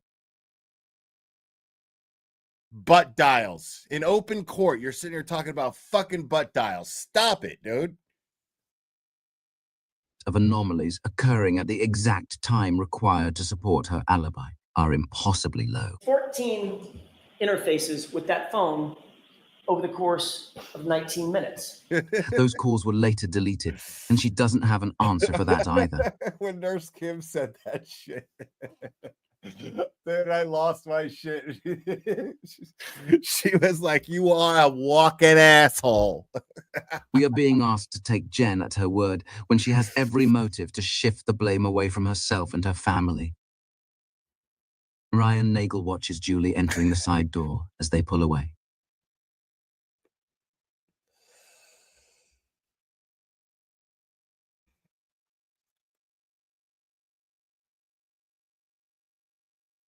Passes the car.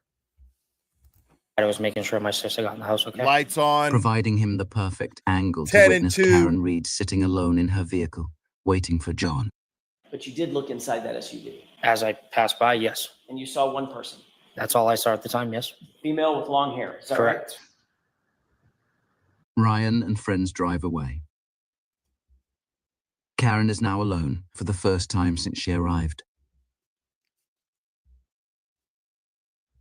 The three of them confirm that they didn't see John outside the entire time they were there, nor was he in Karen's SUV, entirely consistent with Karen's story of what happened. Karen leaves between 12:29 and 12:30. We know this because her phone connects to the Wi-Fi network at John's home at 12:36. Miss Reed's phone auto-connected to John O'Keefe's Wi-Fi at his house at 12:36 a.m.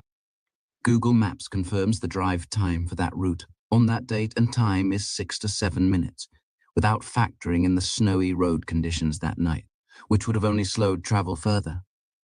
That means the latest Karen Reed could have left 34 Fairview Road, according to the data we have, is 12:30 a.m. Yeah.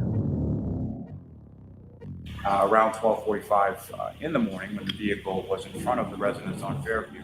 That for some... Oops, you dumb motherfucker. 12:30, dude. She connected to the Wi-Fi 12:36 at John's house. That vehicle travels over 60 feet in reverse at over approximately 24.2 miles per hour. What kind of charade is this? The lead prosecutor is standing in front of an unknowing jury and claiming the defendant committed murder 15 minutes after she left the premises. Right. Shameful. Using such flimsy and misleading information to pin a crime on an innocent woman isn't just gross negligence. It is a crime in itself. I love that shit. Microdots ain't even holding back. I love that shit. Fuck you, Lally. 12:31, you texted, "Pull behind me," to John. With no one outside, they finally have their first chance to address their next immediate problem. At 12:31 and 56 seconds, someone carries John's phone 83.5 feet out to the last spot they saw the SUV parked. Conveniently near trees and bushes, providing enough cover to stay out of sight. It is placed there at 12:32 and 16 seconds, which means it took about 20 seconds for someone to move to that location and drop the phone. Although another theory suggests they turned the phone off and placed it outside at a later time. Without a proper investigation, we can only speculate. What's up, Regardless, for Karen to have hit John, she would have had to complete a 6 to 7 minute drive in just 3 minutes and 44 seconds on slippery, snow-covered roads with a route that includes a long traffic light. Fucking way. This means that according to the Commonwealth's own forensic data, Karen Reed could not have murdered John O'Keefe. Then who did? And then at 12:40, you texted, "Hello." Yep. That's what Olivia was just talking about. At 12:41, Jen makes call number 2 of this series. 54 seconds later, call number 3. And at 12:42, you texted, "Where are you?"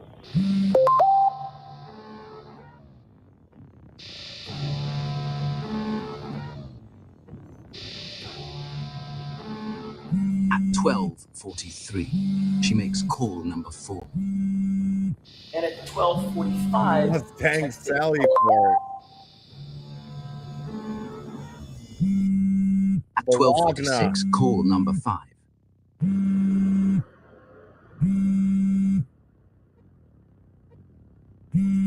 At 12:47, call number 6. And finally, at 12:50, Jennifer places call number 7.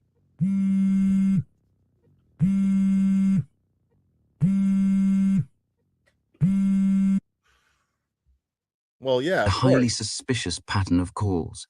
Yeah, of course. I mean, that's the Wi-Fi connection says it. But 12:30, the latest. You know what I mean? Like she could have left at like 12:29, 12:28, 12:29, and made that drive. As a matter of fact, it makes more sense considering the conditions of the roads.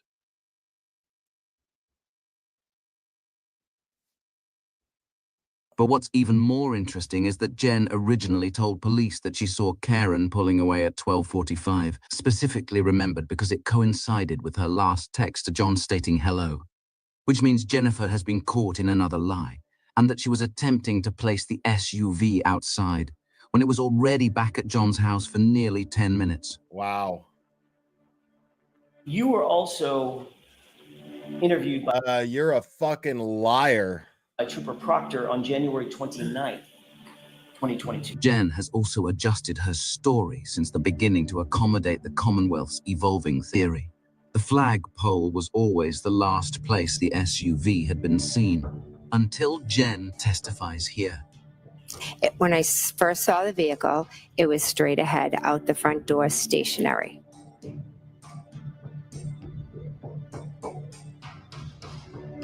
You said you saw it pull up again, second time. You said you saw it move twice. From one place to the flagpole to further up. Jennifer changes her story, now claiming she saw the SUV in position to reverse backwards towards John. It moved to the flagpole, and then it moved up again. And like they did over and over again in the first trial to explain why the new story doesn't match the first, they blame police incompetence. No one has done more to damage the reputation of cops everywhere than these people. So as Trooper Proctor was taking notes about what you were saying, he just got it wrong. At no time did you hear any noise or sound outside that was unusual? No. You didn't hear any squealing of tires or squealing of brakes? No. You didn't hear any screaming or yelling? No.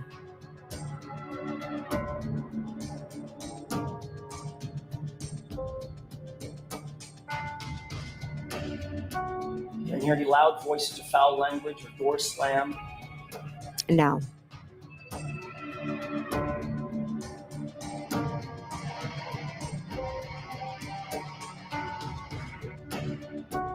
You didn't hear any verbal argument? Anything like that? No.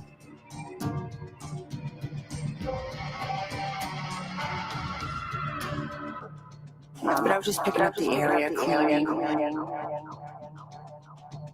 Matter of fact, you didn't hear any collision or crash, did you? No. My sister was cleaning. My mom went right to cleaning because she likes to clean. You ever asked by anybody to make sure you mention a Jeep being parked behind Miss Reed's SUV in this trial?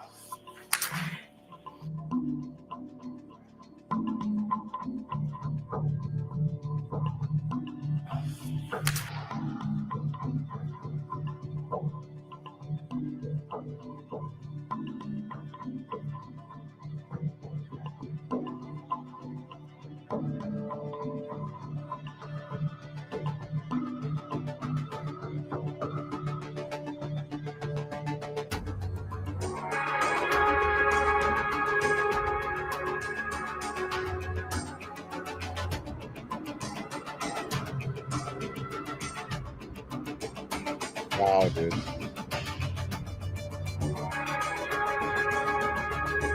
Microdot's videos are amazing, dude.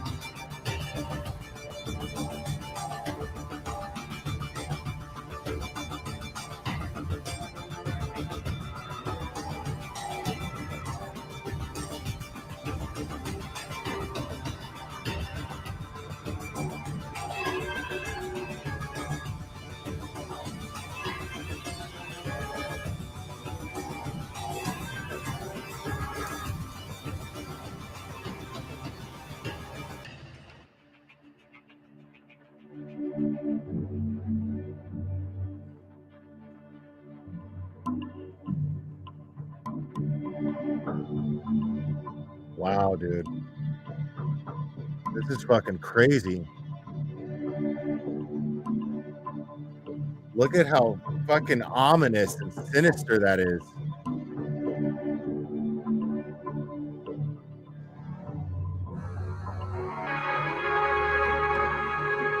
Oh my God. This is so detailed.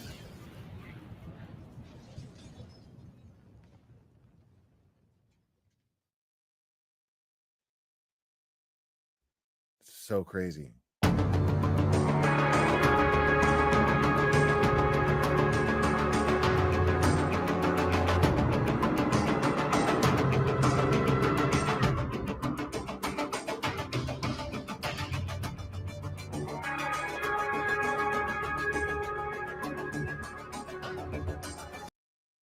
Wow.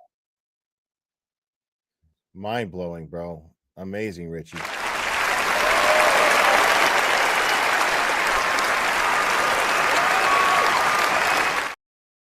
So what's the name of, hold on, what's the name of Plevin's book? I want to read the reviews.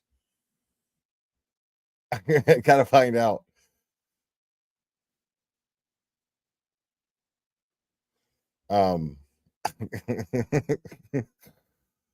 Now listen, bro, look, I want to be very clear about something, dude.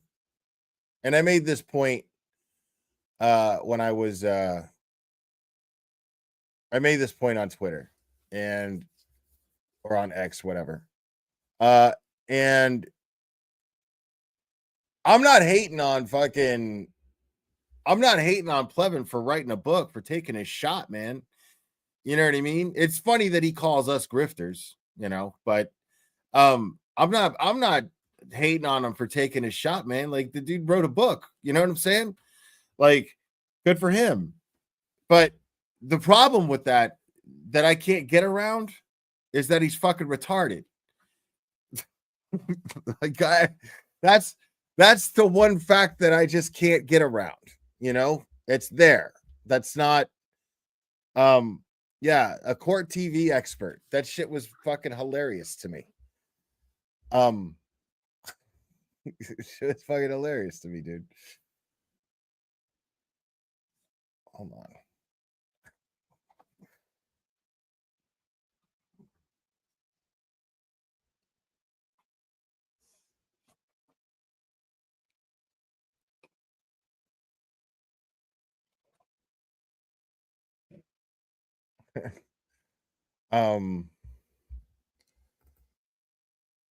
Where did I?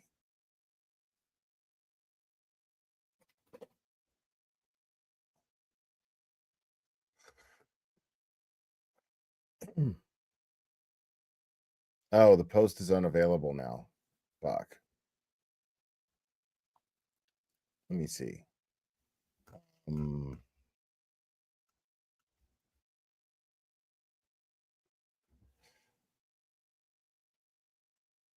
Storm of suspicion.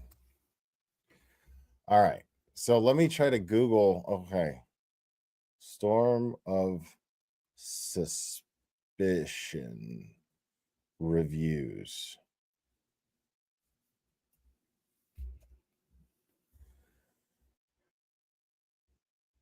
No, it's not a TV series, bro. Dude, nothing even comes up when I Google this shit. Like, it doesn't come up. Like, there's no. Let's try Kevin Len. I don't even know how you say his name, how you spell his name.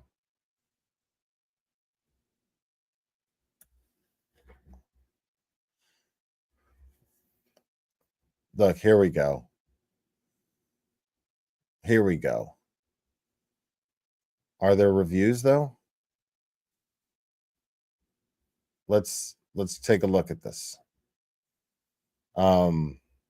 Storm of Suspicion, the Karen Reed murder trial, electrifying real-time courtroom thriller, and the gripping personal account of author Kevin Lenahan's detailed examination of the evidence, both known and what he's discovered, as well as dark rumors, courtroom bombshells, and conspiracy theories that are at the heart of two of the most explosive and controversial murder trials of the decade. The case began in the midst of a massive snowstorm in 2022 and ended the first time in a mistrial. Now, more than 2 years later, it is poised to ignite in a Boston courtroom once again.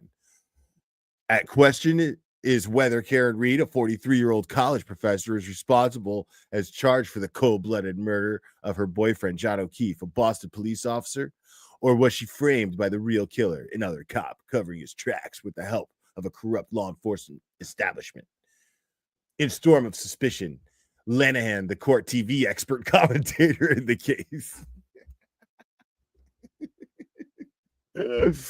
breaks down the key evidence and shocking conspiracy theories from the first trial.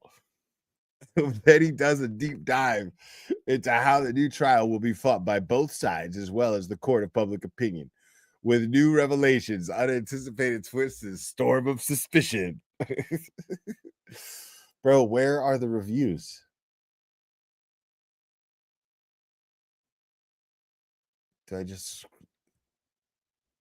There are no reviews. There's no customer reviews. I mean, the thing is like, it's not even out yet. You have to pre-order it. It's not even out yet.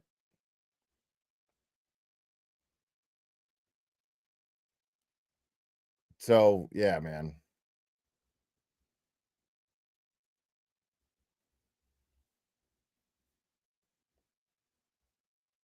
Hold on, bro.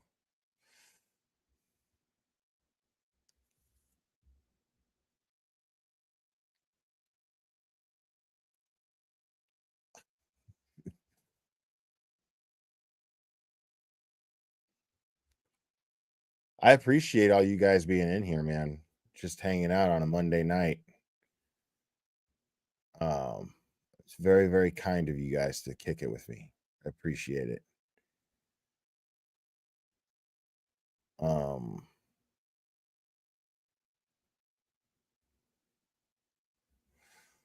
Let's check this. Let's check out this dude, bro.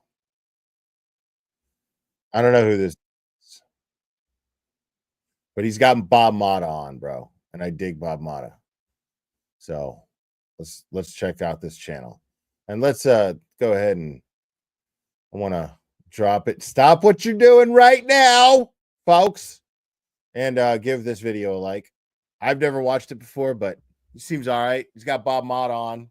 That's a good start. So, you know, give the guy a like, please. And if you like his channel, sub to it.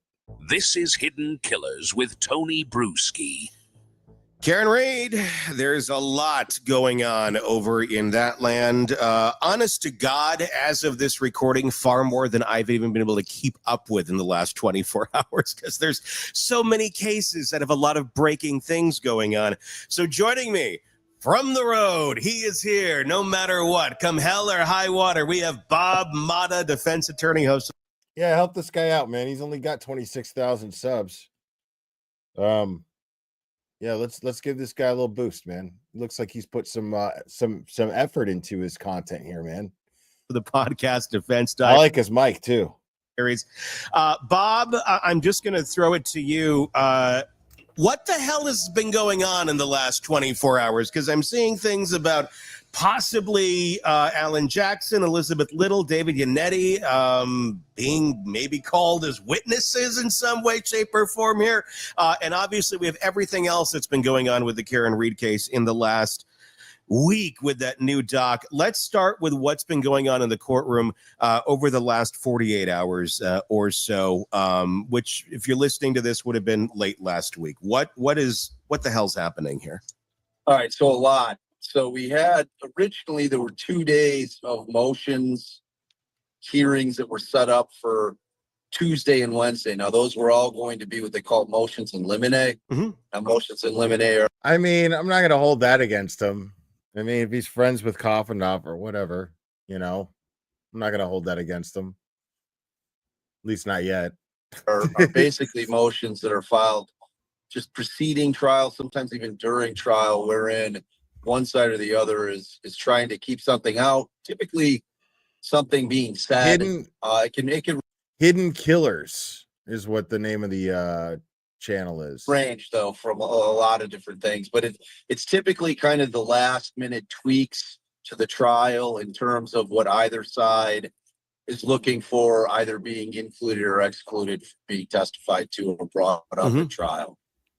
And so Tuesday we started getting about halfway through it because it was a huge volume of them. There were probably, I don't know, 30 plus motions that were on the docket. Some take a couple minutes, you know, some are more lengthy arguments depending on if they're trying to exclude witnesses, experts, or trying to limit what they can state on the stand when they're testifying. So those I don't know, man. I think that dude just slowly went away. Like he made an ass of himself. It was like, yeah, that's it. He made an ass of himself. What the fuck is his name? I don't know, but he was stupid. Like, he had Coffindoffer on there, and then I did a parody of him, I think. Yeah, a while back. I don't know what happened to him though, but he stopped talking about the case. Yeah, off the cuff. That's it. Those things were all being dealt with. Now, we kind of learned halfway through that first day on Tuesday. Oh, that it yeah, Bill sounded like Cannon. the defense. Yeah, that was his name. This is Bill Cannon. Retired, 23 years, New York City Police Department. It filed a motion for a continuance of the trial. Mm-hmm. Okay, so we first hear about that, and I'm like, oh wow, like I hadn't seen that filed. So I think that was happening contemporaneously to while they were arguing in court. I think probably somebody maybe from the office filed it or something. I wasn't aware that they had asked for it that morning. So ultimately, Judge Cannoni sees. I've been a law enforcement over 23 years on the streets. You guys go work your jobs at the Piggly Wiggly. Fucking miserable old fuck. What an asshole. Sees it, and she's like, all right, well, we're gonna cancel tomorrow. We're gonna kick it to Thursday. And the impetus of the request for a continuance is the fact that they have an appeal in the First Circuit pending, which is over on the federal side. So it's in federal court, Massachusetts. So that is do not do that. Like, my wife is gonna be sitting here talking on my side, dude. I was Like, trying doing, to say double. please, I know all the stuff. All right. She is Bro. it's They do this all the time, don't they? Him and his wife. That shit is funny, dude. That shit is super funny. Motion. It's make sure you put this in, Tony. I want all of this. This is the real shit. Nothing but raw and real here, kids. It is. Yeah. She just can't help herself. So, but all right. So I'm going to go back to the take. So the impetus of the motion to continue is the fact that they have an appeal pending over in the First Circuit, relating to the second degree murder charge. And really, the thrust of it is that if they charge her with it, they believe that they're violating double jeopardy. That they're like she's being tried for the same crime twice. Sure, yeah. Obviously. And I think that they have a very, very tough road to hoe there. I don't think that a verdict was rendered. It wasn't like if it wasn't recorded in the courtroom. All right. Hold on a second. Hold on 1 second here. Where's this dude? Hold on. I want to see something real quick.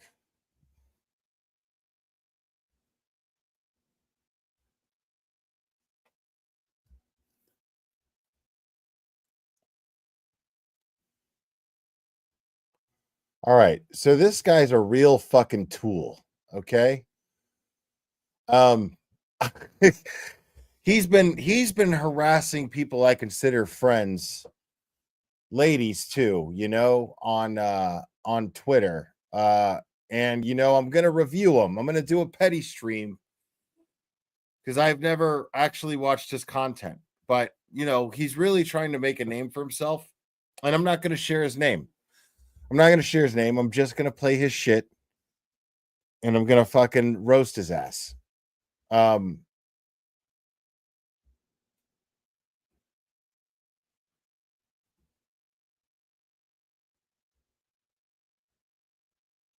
All right, so this fucking guy.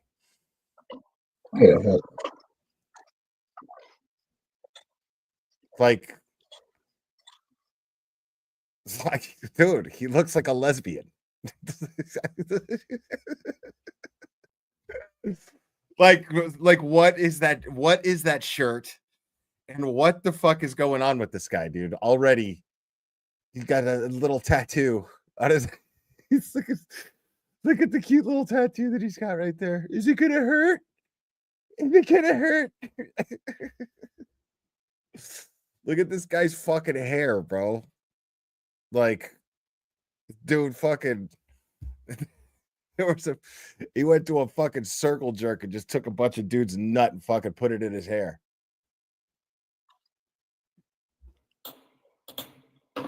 Hope everybody's doing well. Rachel, welcome. Barb, always a pleasure.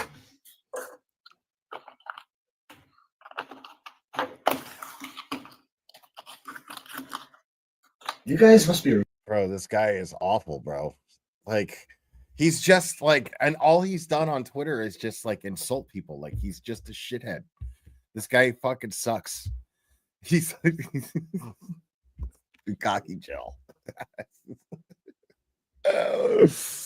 And he's like,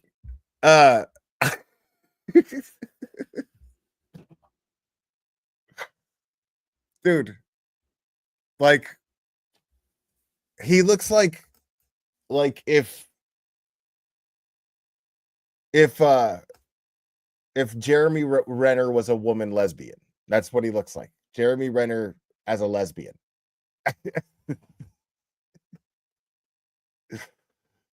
You're really bored to watch me. Damn. Why is his sound such shit when he's got a fucking mic right there hanging right in front of his face? Why is his sound absolute shit when he's got a fucking like a fucking butt plug mic that picks up everything like right in his face? Yeah, awesome.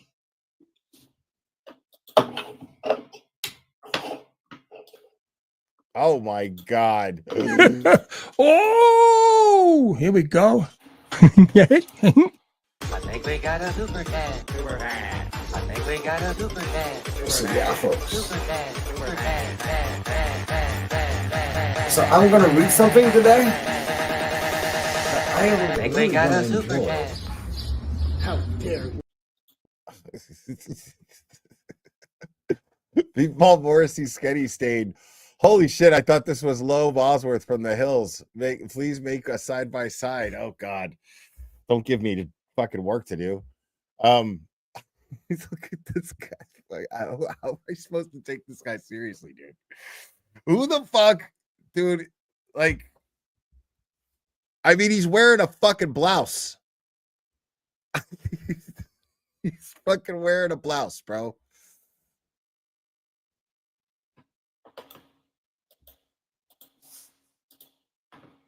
What the fuck are you grinning about, dude? Because holy shit. Something happened today that I got black and gray tattoos. it is kind of the guilty pleasure that I've been fighting for all along, and that's especially YouTube grifters. And you know, I have a lot of people on Twitter that are kind of angry with me posting my portfolio. Well, you know, I used to be a model. My portfolio is out there. You know, if you think that you got me with that, you know, it's only giving me more attention. Dude, why are you fucking dressed like a middle school fucking guidance counselor guy? What is going on with you, dude? I'm trying to fucking get a read on this guy, and I can't do it. I can't fucking do it. Than anything else. It's an online portfolio. What do you think? You can diss me with that. It's cute. So I'm not sure how much aware that you guys are of yesterday's hearing. This is a moron that has been fucking just trashing like people on Twitter, like Nan and SD, like just targeting women. Melanie Little. Like, this is what he spends his time doing. And he has, look at him, he has the fucking personality of a fucking potholder.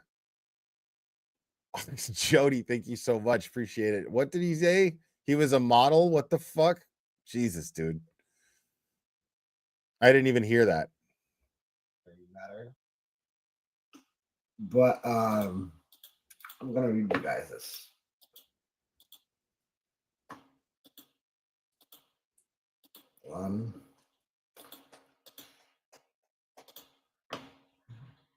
So memorandum of decision and order of Commonwealth's motion for record from docket yada yada Bro. and yada yada. So that is Aiden. This guy sucks, dude. Like, you are a terrible fucking YouTuber, guy. Is that a crochet shirt grabbed or his mom's closet? Dude, I'm trying to tell you, it is the weirdest fucking top I've ever seen a man wear. Like,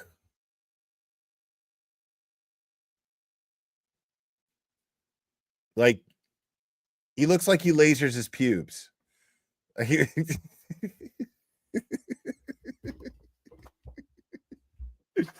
He looks like he lasers off his pendeckers. Like, he wants to go full Barbie doll. He wants to fucking go full Barbie doll crotch.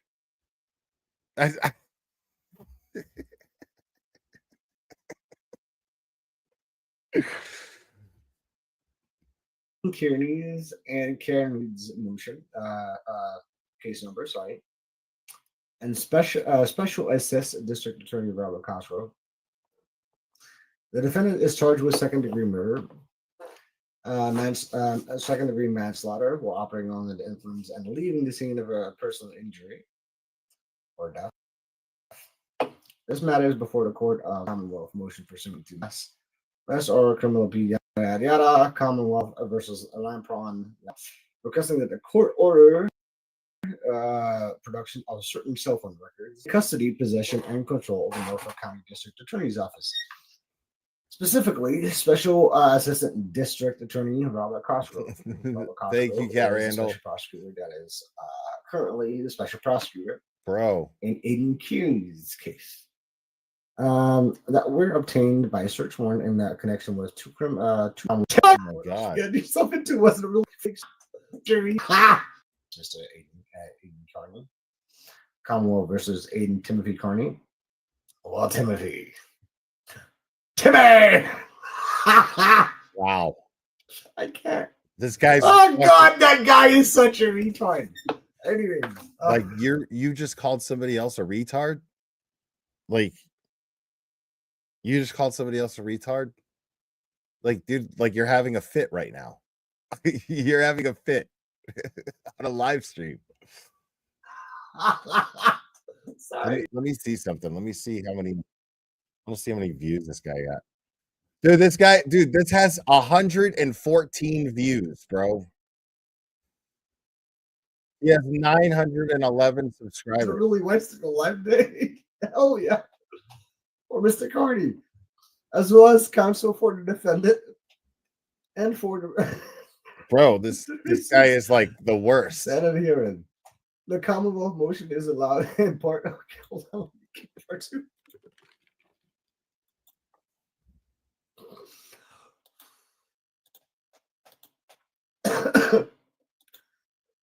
The Commonwealth seeks data from two cell phones. That guy even makes coughing seem gay. he just made coughing gay. Like, did you hear that shit? The Commonwealth. The Commonwealth seeks data from. That is an amazing feat, bro. That is an amazing feat that you made coughing gay, bro. That's amazing. Bro. It's like fucking. It's like a fucking disease that they're naming. Jesus Christ, that was seized and search pursuant to search warrant issues. The mic is a prop. Like, it sounds like shit. Security. 2 cases. Oh, fine. Come here. Among several other charges, Mr. Kearney is charged with multiple counts of intimidation of a witness. The witness in question are individuals who are either witnesses or related to witnesses. An instance above. That guy totally lasers his pendeckers, bro. about caption case. He totally does.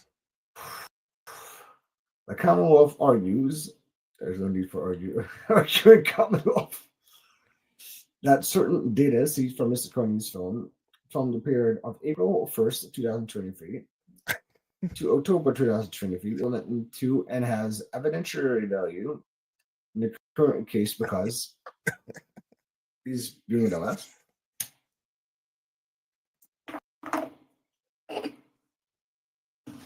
Defendant Reed had. What is he smoking? Is he smoking vagina slimes? He's probably smoking Moors like a fucking.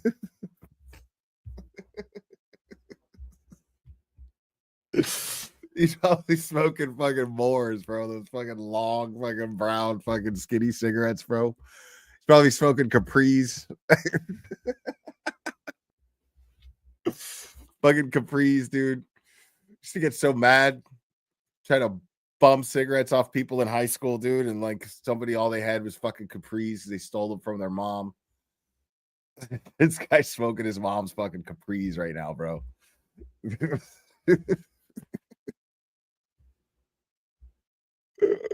Had an ongoing communication with Mr. Carney during this time period and shared with Mr. Carney defense theories, materials, and other evidence from her case, sometimes through secure messaging application and through the intermediary, and through an intermediary.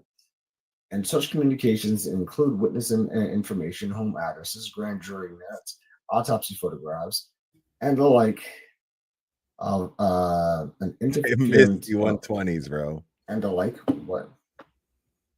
Anyways. An inference can be made that the parties encouraged Mr. Carney to personal attack witnesses. Dude. Yeah, that. All right. Maybe this is what. Maybe I said to my mother, just to go forward a second. They were asking me. Jesus Christ, man. What was it like? Did they come out? Wait. Look, What was that house like? into the mic? You should never be saved because what you did to these family members, it is your brain cells. Because this is pretty much it. Let's hear what this dickhead says here. Bro, I can't get over this guy's fucking blouse, bro. I can't fucking get over it, dude.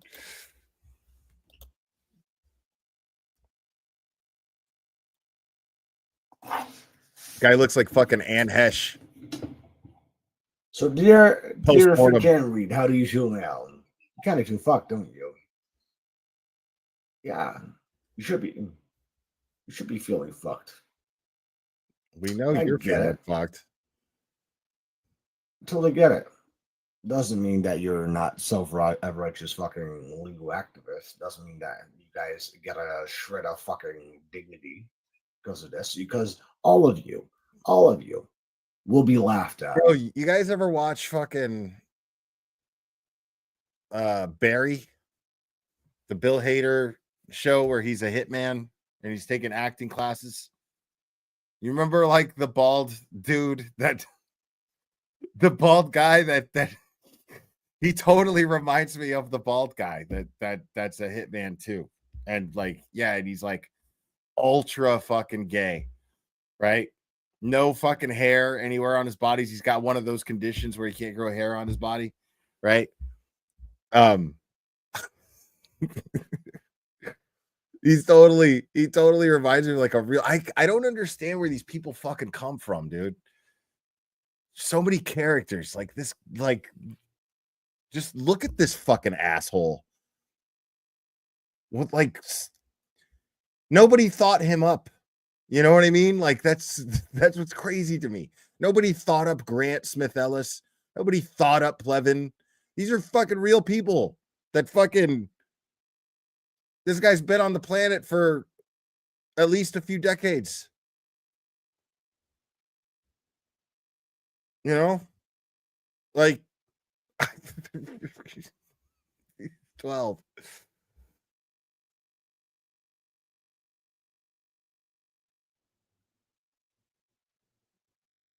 I mean, this is the guy that's fucking like, I totally see this guy slipping somebody Special K in some fucking club in the Ukraine. Like, like he's got a weird accent. I don't know where he's from. You guys will be the ones standing in the court with a dunce cap. Not us. Well, let me talk for me. Who are you? At least not. But who are you, dude? I mean, like, because you guys were wrong. You guys were wrong all along. Yeah, totally. But you know, that's what arrogance tends to do with you. You know, people call me arrogant all the time. You know, that's fine with me because I'm usually right. There's kind of like a little bit of discrepancy. Jesus, dude. Yeah, exactly. She admitted it all herself. And then you have this fucking retard that so many people apparently believe is that you all were wrong. You claim to have this majority. I don't know. I think he's just retarded. This majority. I don't know if they were paid. I think he's just retarded. Like that's. I don't even think it's an accent. I think it's like his retardation. That's what I think it is. I think he's just like, yeah, he was that fucking. He has to take speech classes and shit, so he could fuck. He probably didn't talk out loud for the first 5-6 years of his life. Parents didn't know what the fuck was wrong with him. All he does is stare in the mirror. I don't understand. He just stares in the mirror. And he rubs a baby oil all over himself in the mirror. I don't understand. But he just won't talk. He won't sound out his words. That's totally what I think it is. That's what I think it is. I don't understand him. We've taken him to every specialist, and all he does is stand there naked. That's not healthy behavior for a child. To stand there naked and rub baby oil all over himself and never talk. It is not healthy behavior. We've taken him to so many specialists, we don't get answers.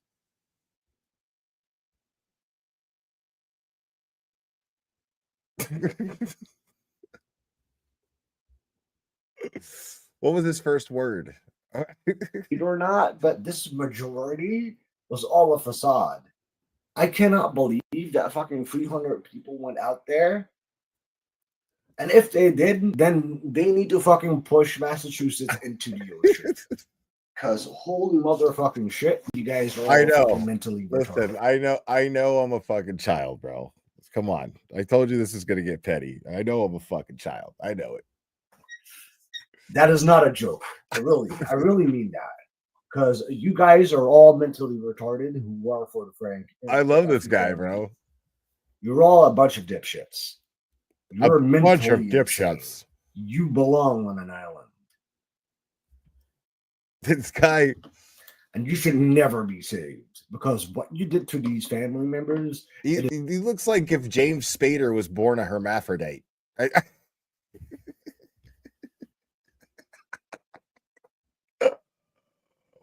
Is unregrettable. Holy fucking shit. And there's only one thing that remains to help us understand that is that you guys are all potential mass shooters and all potential mass serial killers. What? So good job. You made Massachusetts the most lesser safe country, not country, state in fucking America. Wow, bro. Let's hear that fucking brilliant. Let's hear this brilliant rant one more time. This is just fucking wonderful, bro. Consciousness of guilt by being full of herself. And thus it has been proven. It's been proven, really? And for all you motherfuckers out there that still think, there's reasonable doubt? No, not at all. Zero, zilch, nada. What? Niente.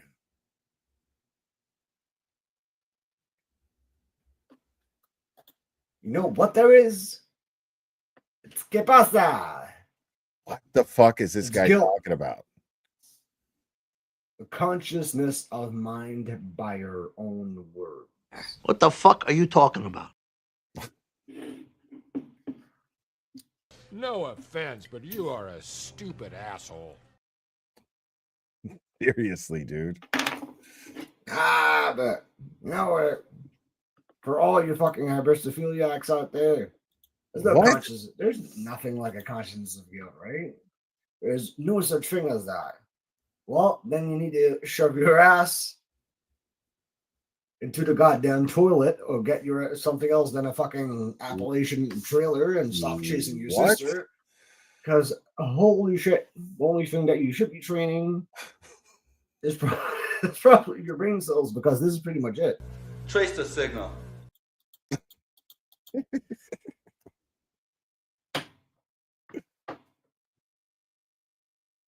Wow.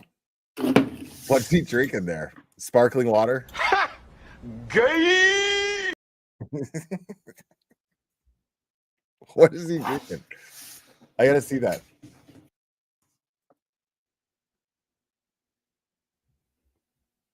I don't know what that is. What is it? Like craft beer?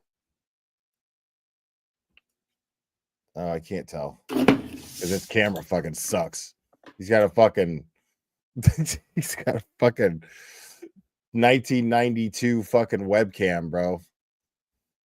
Like this dude is, and he's fucking cocky as shit, which is so funny. Like he has nothing to be cocky about. He's just a fucking asshole. And it's so funny. Like he's got some horrible, like he's got this mic, it's not even hooked up. This is the most ridiculous shit I have ever fucking seen, dude. Dude's fucking retarded.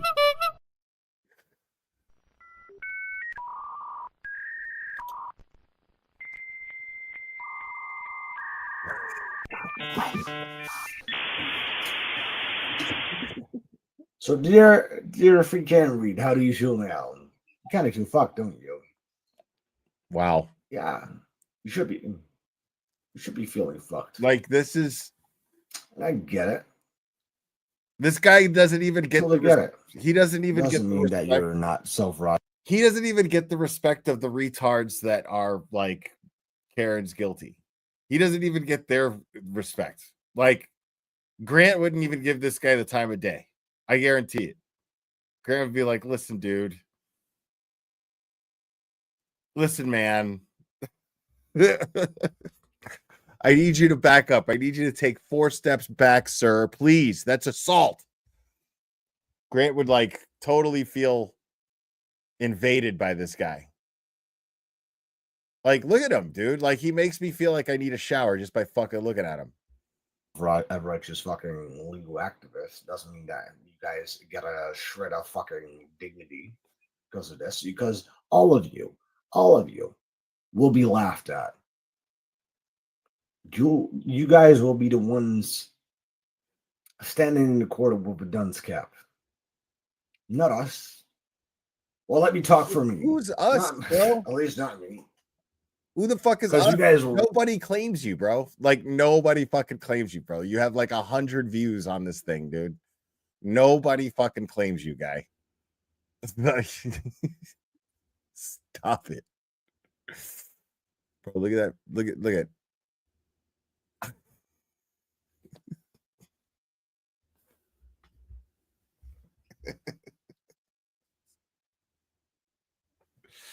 Brian Setzer minus the genitalia. Oh my god. Holy shit, dude.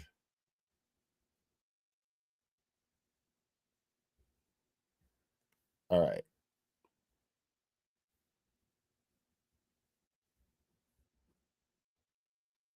The phone lines are now open.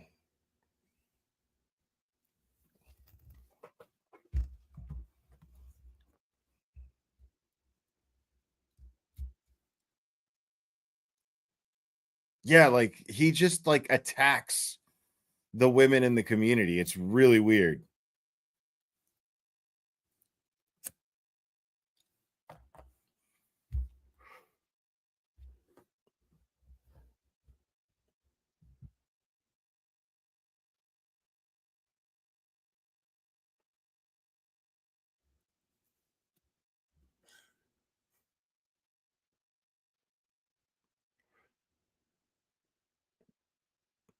That's okay, Liz. I wish somebody would call in. That would be nice. I mean, I could go another 30 minutes. But if not, I'll call it a night. It's fine.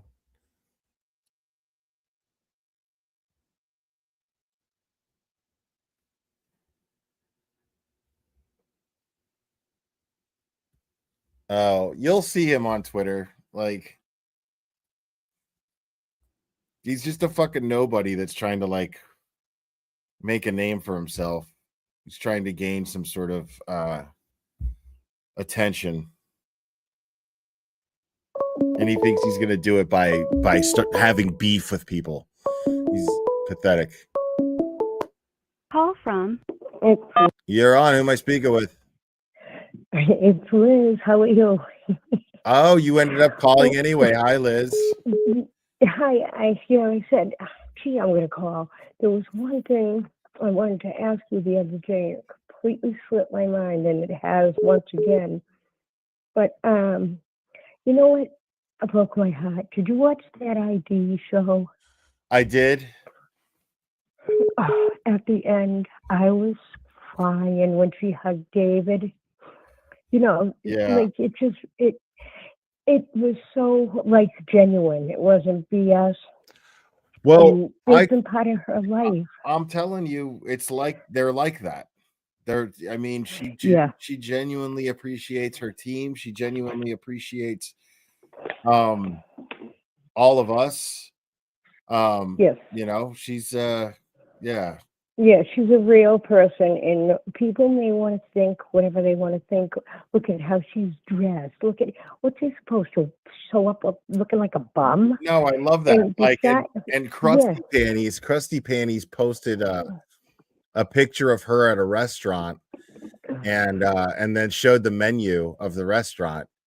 And it's a little pricey. Like, I ate there, but it was good. But here's the thing. Yep. See, here's the thing. If she thinks that like she's exposing Karen in some way, and like, look what she's doing with your money, you people. I am so of the opinion, Liz. I am so of the opinion, dude. I hope Karen Reed, if she is comfortable laying in a bed made of fucking hundos, made a hundo bill. Yes. She's being falsely accused of murder. She's being falsely accused of murder. Yes. She should be as comfortable as she could possibly be.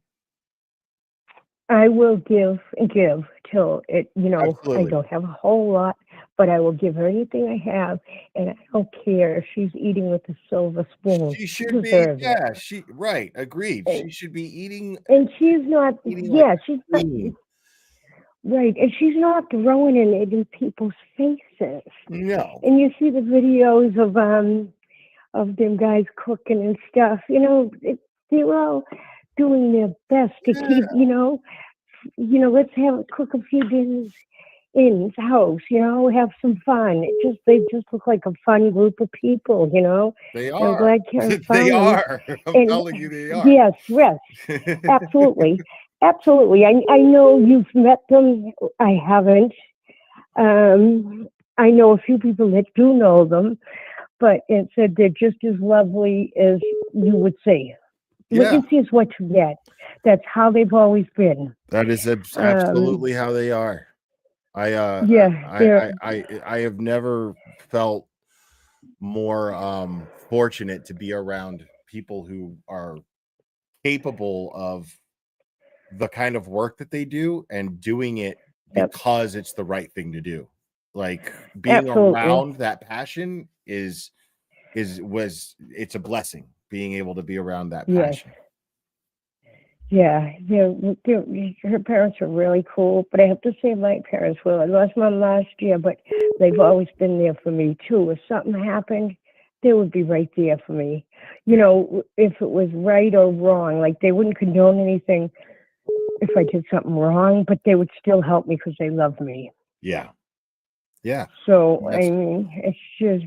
Yeah, that's most families, right. But I also get I've said it before, I also get the impression that Bill and Janet are the kind of parents that raised Karen to be the type to take accountability. I mean, Oh my God, yeah. she was ready to take Absolutely. accountability. She doubted herself. She was entertaining the possibility that she could have possibly hit him. You know, when she was Right, trying to understand what happened. she was going to. Right, and she was going to take responsibility if she accidentally hit him. Right. But she in no way murdered that man. She didn't even hit him, you know. But Right. it's just the end of that show. Just if everybody didn't see all these people complaining about how she's this and that, that's genuine at the end. She is broken up. These people that have lived and come out and been with her and defended her, they are very special to her now. And it broke my heart when she was crying because they were, you know, that was right after the last trial.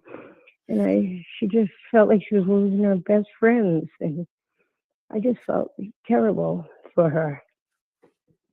It was real raw emotion. Real raw emotion. You just don't pull up them tears and hug someone and hold on to them like she did with David. Yeah. You know, and so that's all I wanted to say. She's just like all of us, and it could be any of us.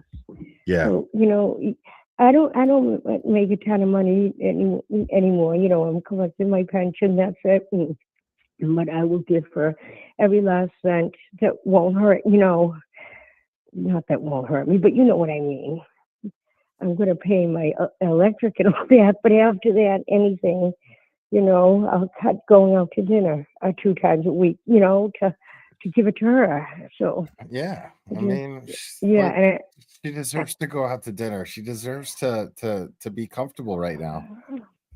Right, she's fighting for her life. She's going over the books. It's not like she's sitting back, sucking on a martini and eating Burger King while everyone works for her. She is right in there. She's lugging boxes, lugging books. She's no chump, you know. She's no chump. Wonderful. Yeah, no chump. Nope, she's wonderful. And I will let other people talk. And I was very glad to see that you're on tonight because, as we all know, you're my favorite. So, that being said, are you going to be on? When's the next thing going on? I'm so confused. Tomorrow at 11 a.m. is the next hearing. Okay. And Leslie and all them are going to be there? I would imagine so, yes. All right, because Nick Rocco showed pictures of them cooking and stuff. I don't know if you saw it on Facebook. Yeah. So I was wondering if they were here already. And that, is that live? Like, or are those old pictures? So I think they just, somebody filmed them, you know. Okay. And then posted it. That's all. And they're so real too, you know.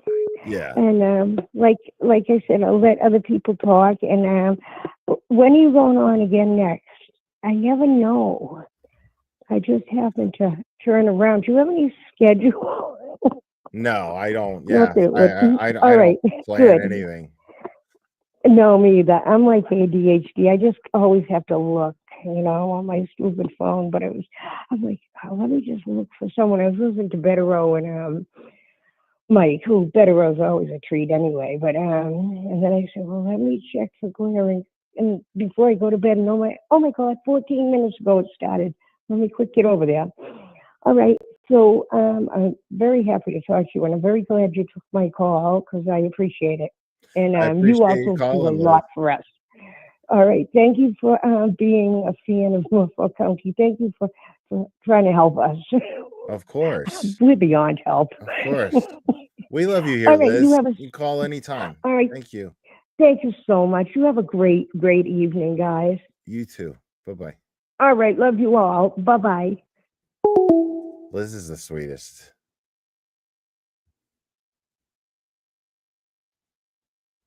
Yeah, I never plan my shit. I just it's crazy. This was like one of the most short notice streams that I decided to do. I was just like I took a nap, and then when I woke up, I was like, oh, okay. It was like 8 something, and I was like, yeah, I could be ready to go live in less than an hour. Call from. You're on. Who am I speaking with? Hey, Glera, how you doing? I'm doing great. How are you? Who's this? Bigfoot from the Bronx. Bigfoot from the Bronx. I love it. What's up, buddy? You know what I want to know now? It's got to be such bullshit that this FBI investigation's over. Right. Could that be with no charges? What I don't understand. Obviously, it's what 1,000,000% that she didn't hit him, right? I Or mean, not that high. I mean, Close yeah, to it. it's definitely 100. I'll say that. It's definitely 100%. So how come? Why didn't the FBI, if they did it, there was a lot of kids in that house, right? In their 20s.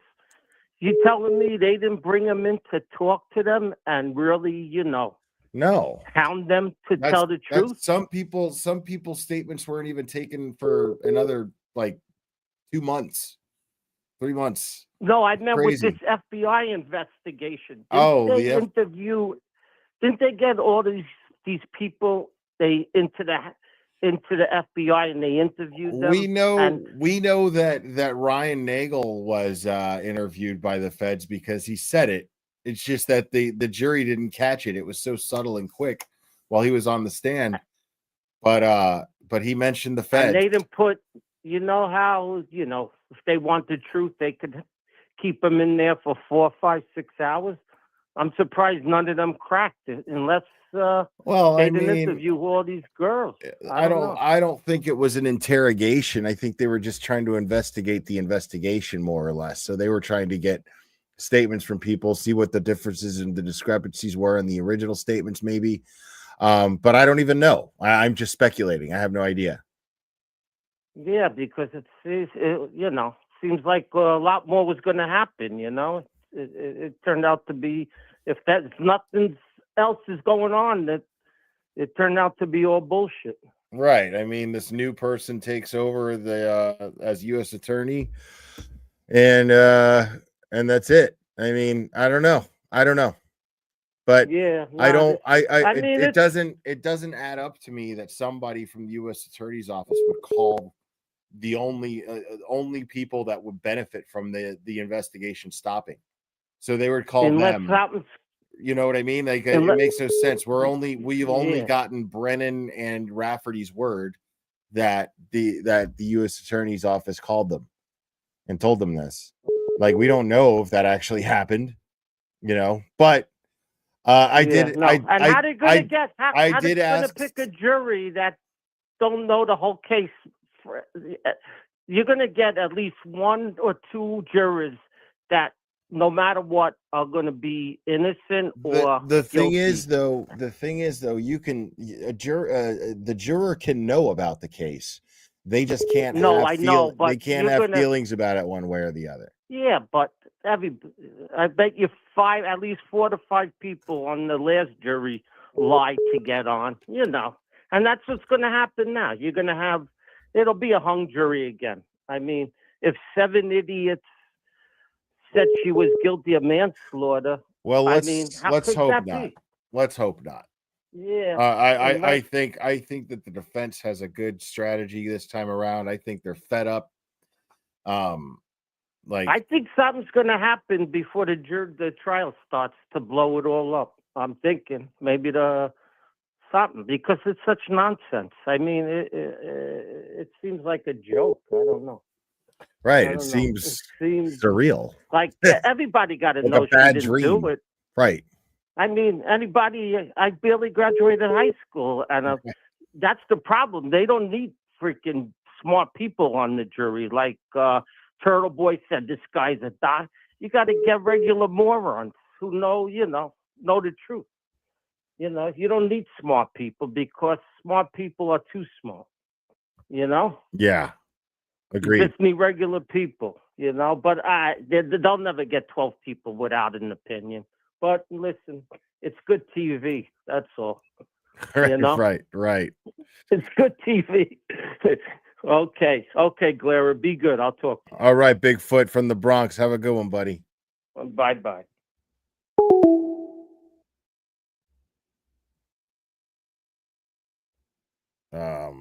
I'll take one more call, guys.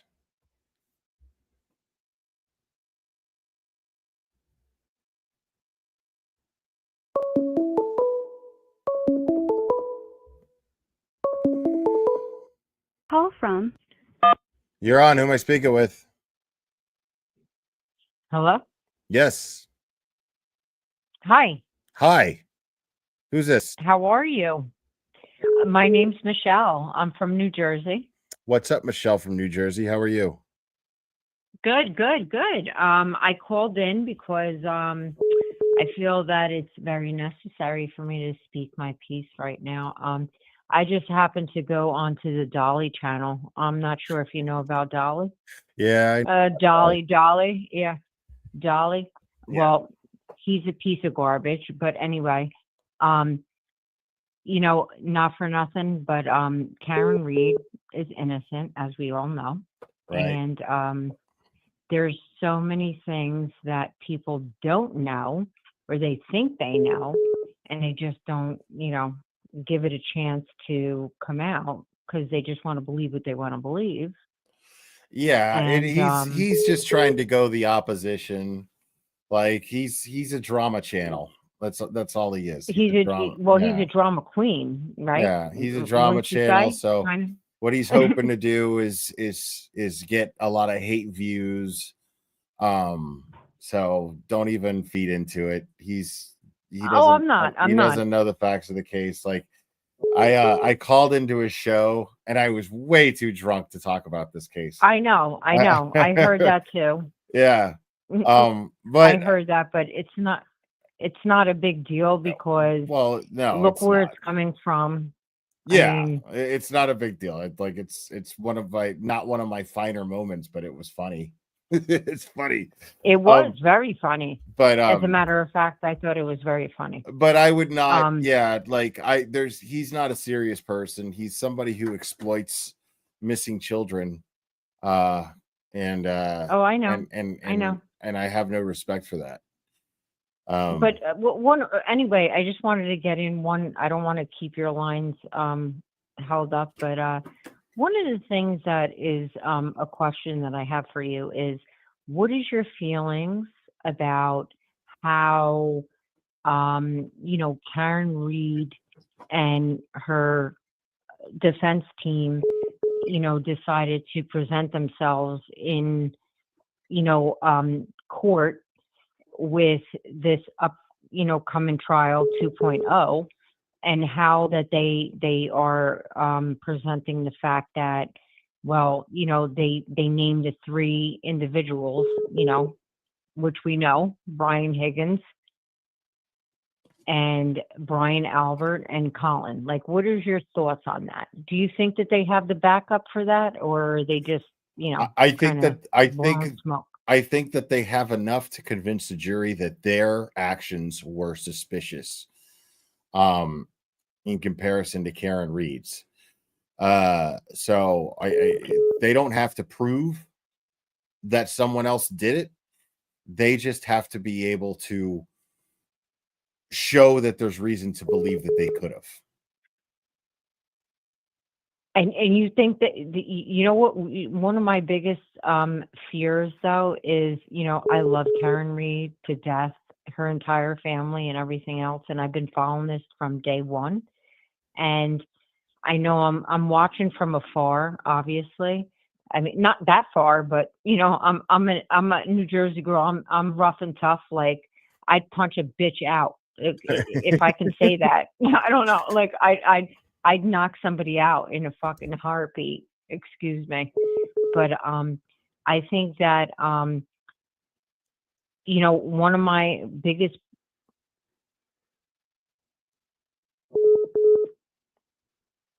One of your biggest what? Call from. You're on. Who am I speaking with? Yeah, we lost Clara. Dina. What's up, Dina? What's up, my favorite? Yeah, we lost the last caller.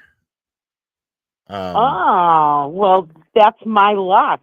Yeah, it is. What's up, Dina? Nothing. I'm sitting here getting, running around listening to some of your stuff. I'm getting stuff ready for tomorrow, and there's so much stuff dropping. It's crazy. But you know what? I love how everybody's just getting louder and louder right now. Yeah, it's true. Yeah, there's a lot less and the defense is really, you know, they're really with the gloves off now too. They're just like David Yannetti looked so over it this last hearing. Just over it. Like, you know what, man? If you're not gonna let me fucking talk, then fuck it. I'm not even gonna fucking talk. You know what I mean? Like, like he's just over. I loved it. Me too. I loved when they walked into that hearing, and then he presented a great argument once he was able. Oh God, yeah. Yeah.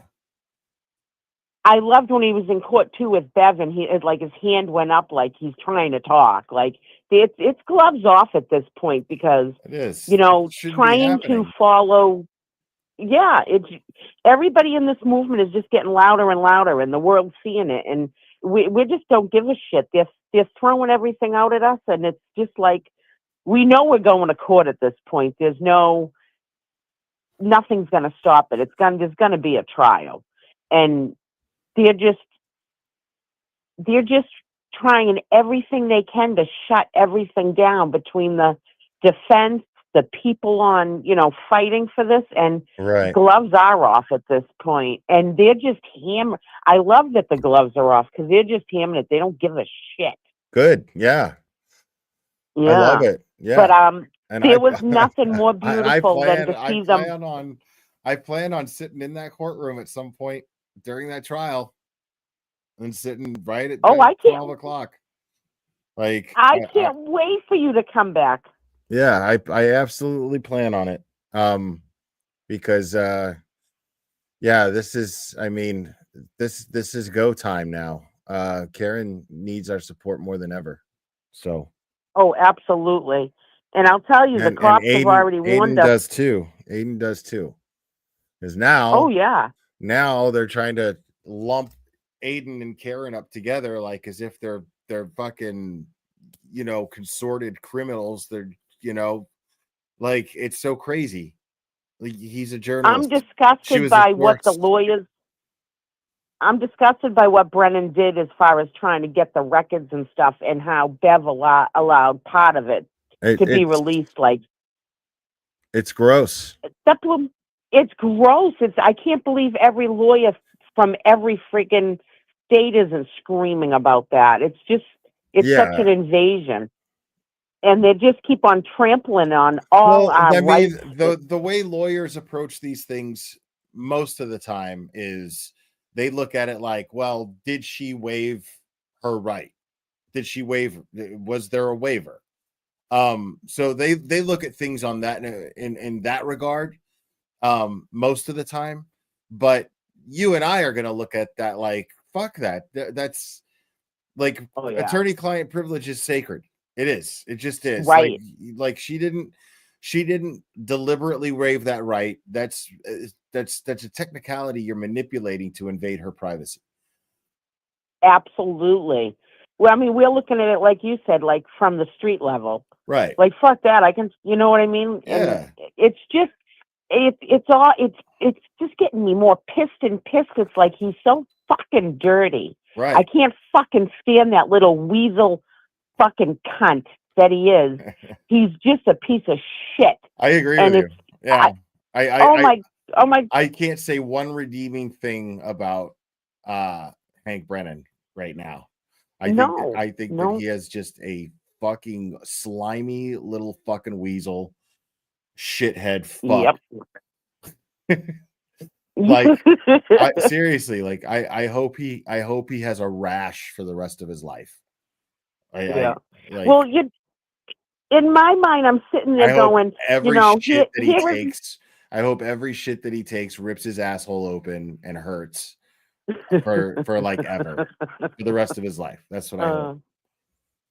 I just can't believe I can believe the news doesn't like really report on stuff, but who sat around the fucking round table and said, yeah, people think we're corrupt, so let's fucking throw in Whitey's fucking lawyer into the mix Right. and watch his bitch ass move. Like, you couldn't make this shit up. You really couldn't. So crazy. It is so crazy. It's so fucking crazy. But you know what? We're getting fucking louder and louder, and we'll see what happens at court tomorrow. Of course, I took the day out of work to go down there, and I'll be down there for the day and just fucking screaming from the rooftops. But the last court date, I was talking to Hardman and stuff, and I'm telling you, the fucking cops down there are not going to put up with any shit with us this next round. They're definitely going to be arresting people. Oh yeah. They're looking for something, and yeah, we might need Spanky's you to go on and get us all fucking bail money. Spanky is. I said to her, is definitely aiming to have people arrested. I think for sure. Oh yeah. And I said to Hardman when I was Bev too. Oh yeah, I said to Hardman when I was down there, I'm like, are you really gonna fucking arrest me if I walk down the street with the fucking American flag, and all the other shit again? And he's like, he claims he won't, but they're not putting up with any shit. There's gonna be paddy wagons down there, and they're gonna get ready. But you know what? We'll all take one for the team. But they don't. Yeah, nobody causes any trouble. Like. What kind of a shitstorm that's going to cause if they actually arrest people for like wearing a fucking shirt? You know what I mean? Oh, I know. Like that's going to cause such a shitstorm. Like they have no idea. Like they don't care. That's what's crazy about it is they don't care. They were, when the first trial was happening, they were checking out what everyone was wearing as you walked through, just to see what you wore. That's why I wore that pink fucking Aerosmith shirt. I got stopped to they looked at my shirt, but they couldn't do anything because it said fucking Aerosmith across it. But I mean, they're going to be ball busters this next time. Just everyone's going to be careful and everything. Yeah, you gotta be But careful. anyways, I'll let someone else call in because I know how popular you are at this point, and I'm wrapping this millions up. of people want to talk to you. You're the last caller. I'm done. I gotta order food. Oh. Yeah, you saved the best for last? I did. I'm glad it was you.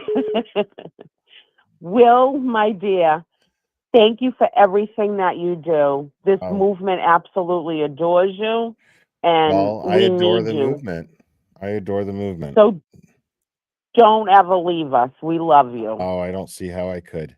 I love you too. All right. Have a good night, my love. All right. Have a good one. Bye, dear. Free Karen Reed. Free Karen Reed. Free Turtle Boy. You know it. All right. People, that's going to be it for me. Remember, Brian Higgins, Brian Albert, Colin Albert, Jen McCabe, fucking cop killers.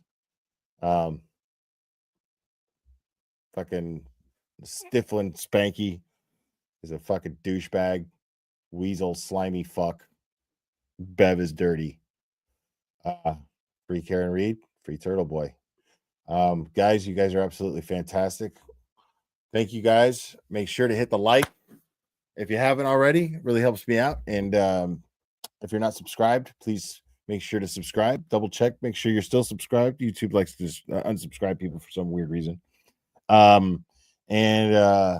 If you're new subscribers, I really appreciate you. I hope that you continue to enjoy the channel. And thank you guys for all of the support. You guys are unbelievably kind and generous. And a big shout out to Meredith. Birthday shout out for her. Happy birthday. Guys, I love you very much. And we will do this again very soon, my friends.